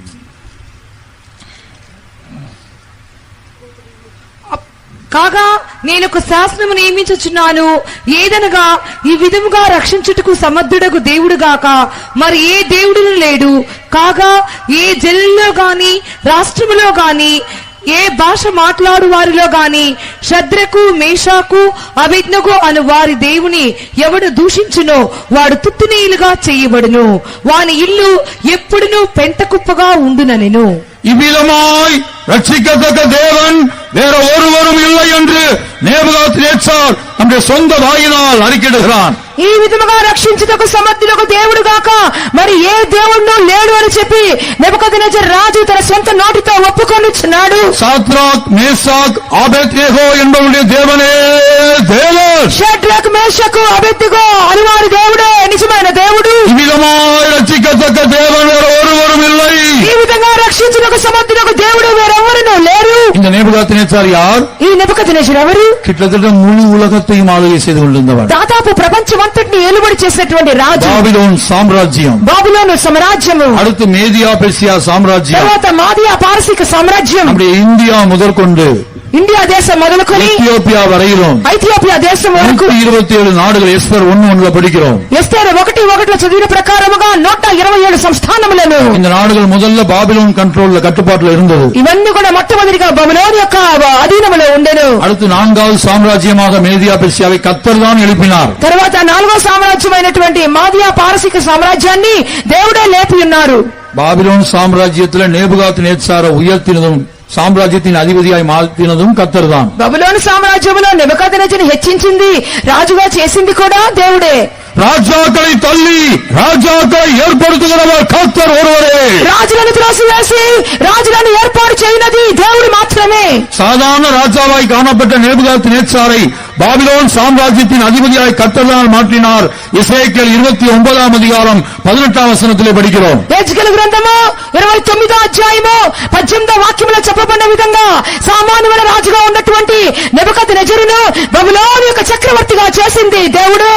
மாத்திரமல்ல, மூன்றாவது சாம்ராஜ்யமாய் காணப்பட்ட அந்த பாபிலோன் சாம்ராஜ்யம் தேவனுடைய மனதுக்கு மாறாக தேவனுடைய ஆலயத்தின் பாத்திரங்களை தீட்டுப்படுத்தி உடைத்து நொறுக்கப்பட்ட போது அந்த சாம்ராஜ்யத்தை ஆலயத்துக்காக நான் பழி வாங்குவேன் என்று சொல்லி நான்காவதாக மேதியா பெர்சியா சாம்ராஜ்யத்தை ఉలగத்திலே எடுத்து నిరుతియது కర్తర్. ఆ యొక్క మూడో సామ్రాజ్యమైనటువంటి బబులోను సామ్రాజ్యము ఎప్పుడైతే దేవుని ఆలయంలోని ఉపకరణములను తీసుకొని వాటిని అపవిత్రపరిచి వాటిని పగలగొట్టి వాటిని నాశనం చేసినప్పుడు దేవునికి ఆలయం మీద వైరాగ్యముతో ఆ దేశమును నేను పాడు చేసి మరొక రాజ్యము నేను లేపుదునని చెప్పి తర్వాత రాజ్యాన్ని లేపింది కూడా దేవుడే. எரேமியா 51ஆம் அதிகாரம் 11ஆம் வசனத்திலே பார்க்கிறோம். அந்த வசனத்திலே மூன்றாம் சாம்ராஜ்யமாகிய பாபிலோன் சாம்ராஜ்யத்திலே முடிவையும் நான்காம் சாம்ராஜ்யமாகிய மேதியா பெர்சியா சாம்ராஜ்யத்திலே துவக்கத்தையும் அல்லது எழுச்சியையும் நாம் பார்க்கிறோம். ఇర్మియా గ్రంథము 51వ అధ్యాయము 11వ వాక్యములో చూసినప్పుడు మూడో సామ్రాజ్యమైనటువంటి బబులోను సామ్రాజ్యం యొక్క పతనము, నాలుగో సామ్రాజ్యమైనటువంటి మాదియా పారసీక రాజ్యం యొక్క ఆ లేచిటాన్ని గురించి ఆ వాక్యంలో చూస్తున్నాము. எரேமியா 11. ఇర్మియా 51:11 బాణములు చికిలి చేయుడి, కేడములు పట్టుకొనుడి, బబులోను నశింప చేయుటకు యెహోవా ఆలోచించుచున్నాడు. మాదీయ రాజుల మనస్సును తన మీదికి రేపుచున్నాడు. అది యెహోవా చేయు ప్రతిదండన, తన మందిరమును గూర్చి ఆయన చేయు ప్రతిదండన. கர்த்தருடைய பரிசுத்த நாமத்துக்கு மகிமையுண்டாகட்டும். దేవుని పరిశుద్ధ నామానికి మహిమ కలుగును. தமது ஆலயத்துக்காக கர்த்தர் வாங்கும் பழி, తన మందిరాన్ని గురించి దేవుడు చేసే ప్రతిదండన, பாபிலோனை அழிக்க வேண்டும் என்பதே கர்த்தருடைய நினைவு. బాబిలోనును నాశనం చేయడమే దేవుని యొక్క తీర్మానము. அதை அழிக்கும்படியாக மேதிய ராஜாக்களின் ஆவியை ஏவினார். దానిని నాశనం చేయటకు మాదియా పారసీక ఆత్మను లేపి ఉన్నాడు. அப்படிதான் பிரியமானவர்களே, ராஜாக்களை தள்ளி ராஜாக்களை ஏற்படுத்துகிறவர் கர்த்தர். ఈ విధంగా రాజులను త్రోసివేసి రాజులను మరలా నిలబెట్టించేది దేవుడే. ஆனால் அந்த ராஜாக்கள் தேவனுக்கு விரோதமாக கிரியை செய்த போது அந்த தேவனுடைய பிள்ளைகள் எப்படி பக்தி வைராக்கியமா எதிர்த்து நின்று ஜெபத்திலே போராடி விடுதலை பெற்றிருக்கிறார்கள். కానీ ఆ రాజులు దేవునికి విరోధంగా మారిపోయినప్పుడు దేవుని బిడ్డలైన వారు వారికి విరోధంగా ఎలాగన ప్రార్థనలో పోరాడి వారిని జయించి ఉన్నారో మనం చూడగలుగుతున్నాము. ஆகவே இந்த நாட்களிலே, இந்த கடைசி நாட்களிலே நம் ஒவ்வொருவருக்கும் ஒரு விசேஷ ஜெப ஆவி தேவை. కాబట్టి ఇక చివరి దినములలో, ఈ అంచె దినములలో ఒక విశేషమైనటువంటి ప్రార్థన ఆత్మ మనకు అవసరమై ఉన్నది. லூக்கா 21ஆம் அதிகாரம் 36ஆம் வசனத்திலே இயேசு சொல்கிறார், இனி சம்பவிக்க போகிற இவைகளுக்கெல்லாம் நீங்கள் தப்பி மனுஷகுமாரனுக்கு உண்டாக நிற்க பாத்திரவான்களாய் எண்ணப்படுவதற்கு எப்போதும் ஜெபம் பண்ணி விழித்திருங்கள். లూకా సువార్త 21వ అధ్యాయము 38వ వాక్యములో ప్రభు చెప్పుచున్నారు, కాగా మీరు జరగబోవు వీటినెల్లను తప్పించుకొని మనిషి కుమారుని ఎదుట నిలబడ్డ శక్తి గలవారగినట్లు ఎల్లప్పుడూ ప్రార్థన చేయించి మెలకుగా ఉండుడని చెప్పుచున్నారు. లూకా 21:36.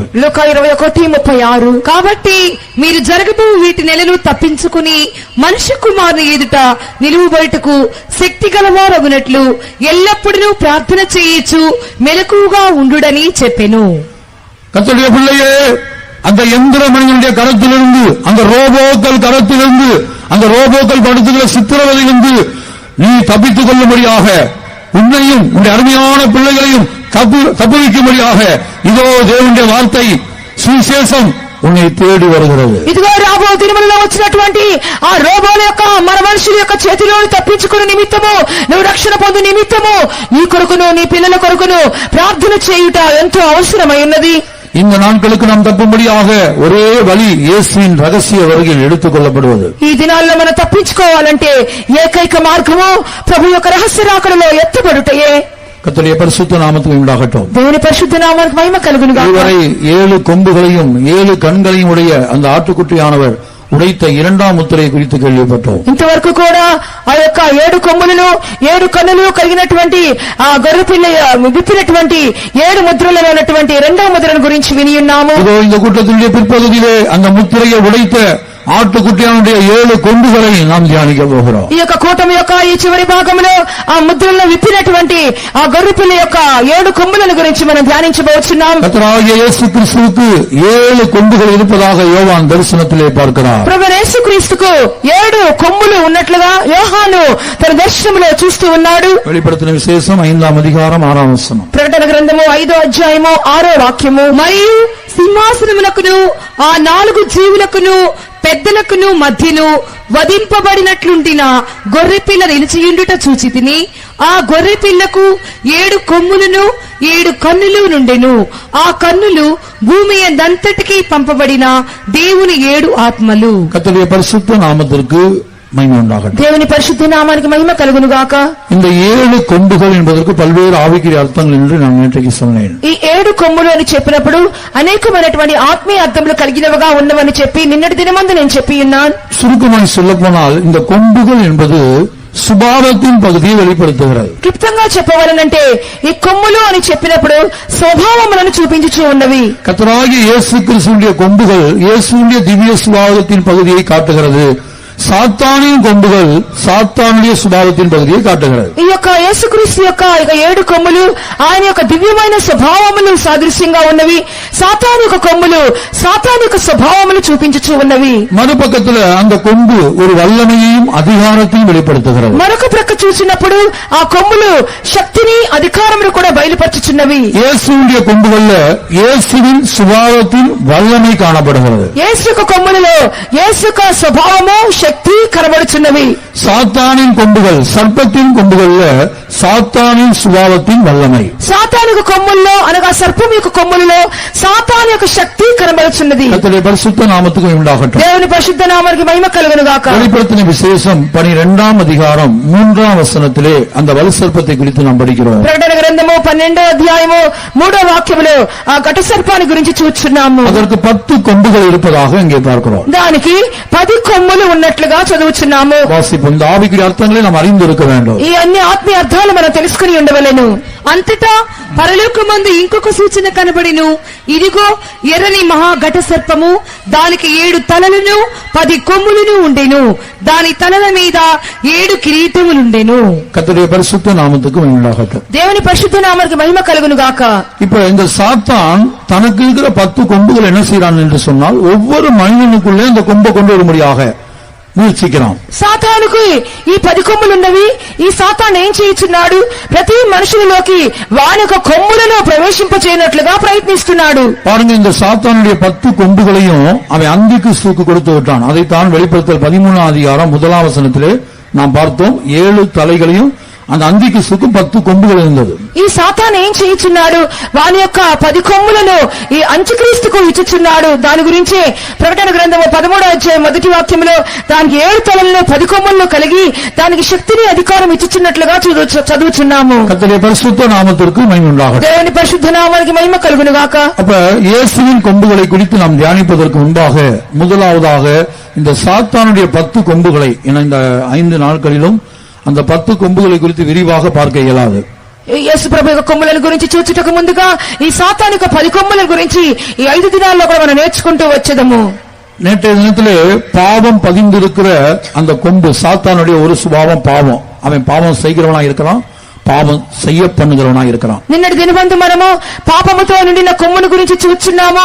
అపవాది మొదటి నుండి పాపము చేయువాడును పాపము చేయించువాడుగాను కనబడి ఉన్నాడు. இயேசு சொன்னதை நாம் பார்த்தோம். நேற்றைய தினத்திலே 1 யோவான்ல அவன் ஆதி முதல் பிசாசு ஆதி முதல் பாவம் செய்கிறான். యేసు చెప్పిన కార్యాన్ని మనం చూస్తున్నాం. మొదటి యోహాను పత్రికలో అపవాది మొదటి నుండి కూడా పాపము చేయువాడు. பாவத்துக்கு ஒரு வல்லமை இருக்கிறது. పాపమునకు ఒక శక్తి ఉన్నది.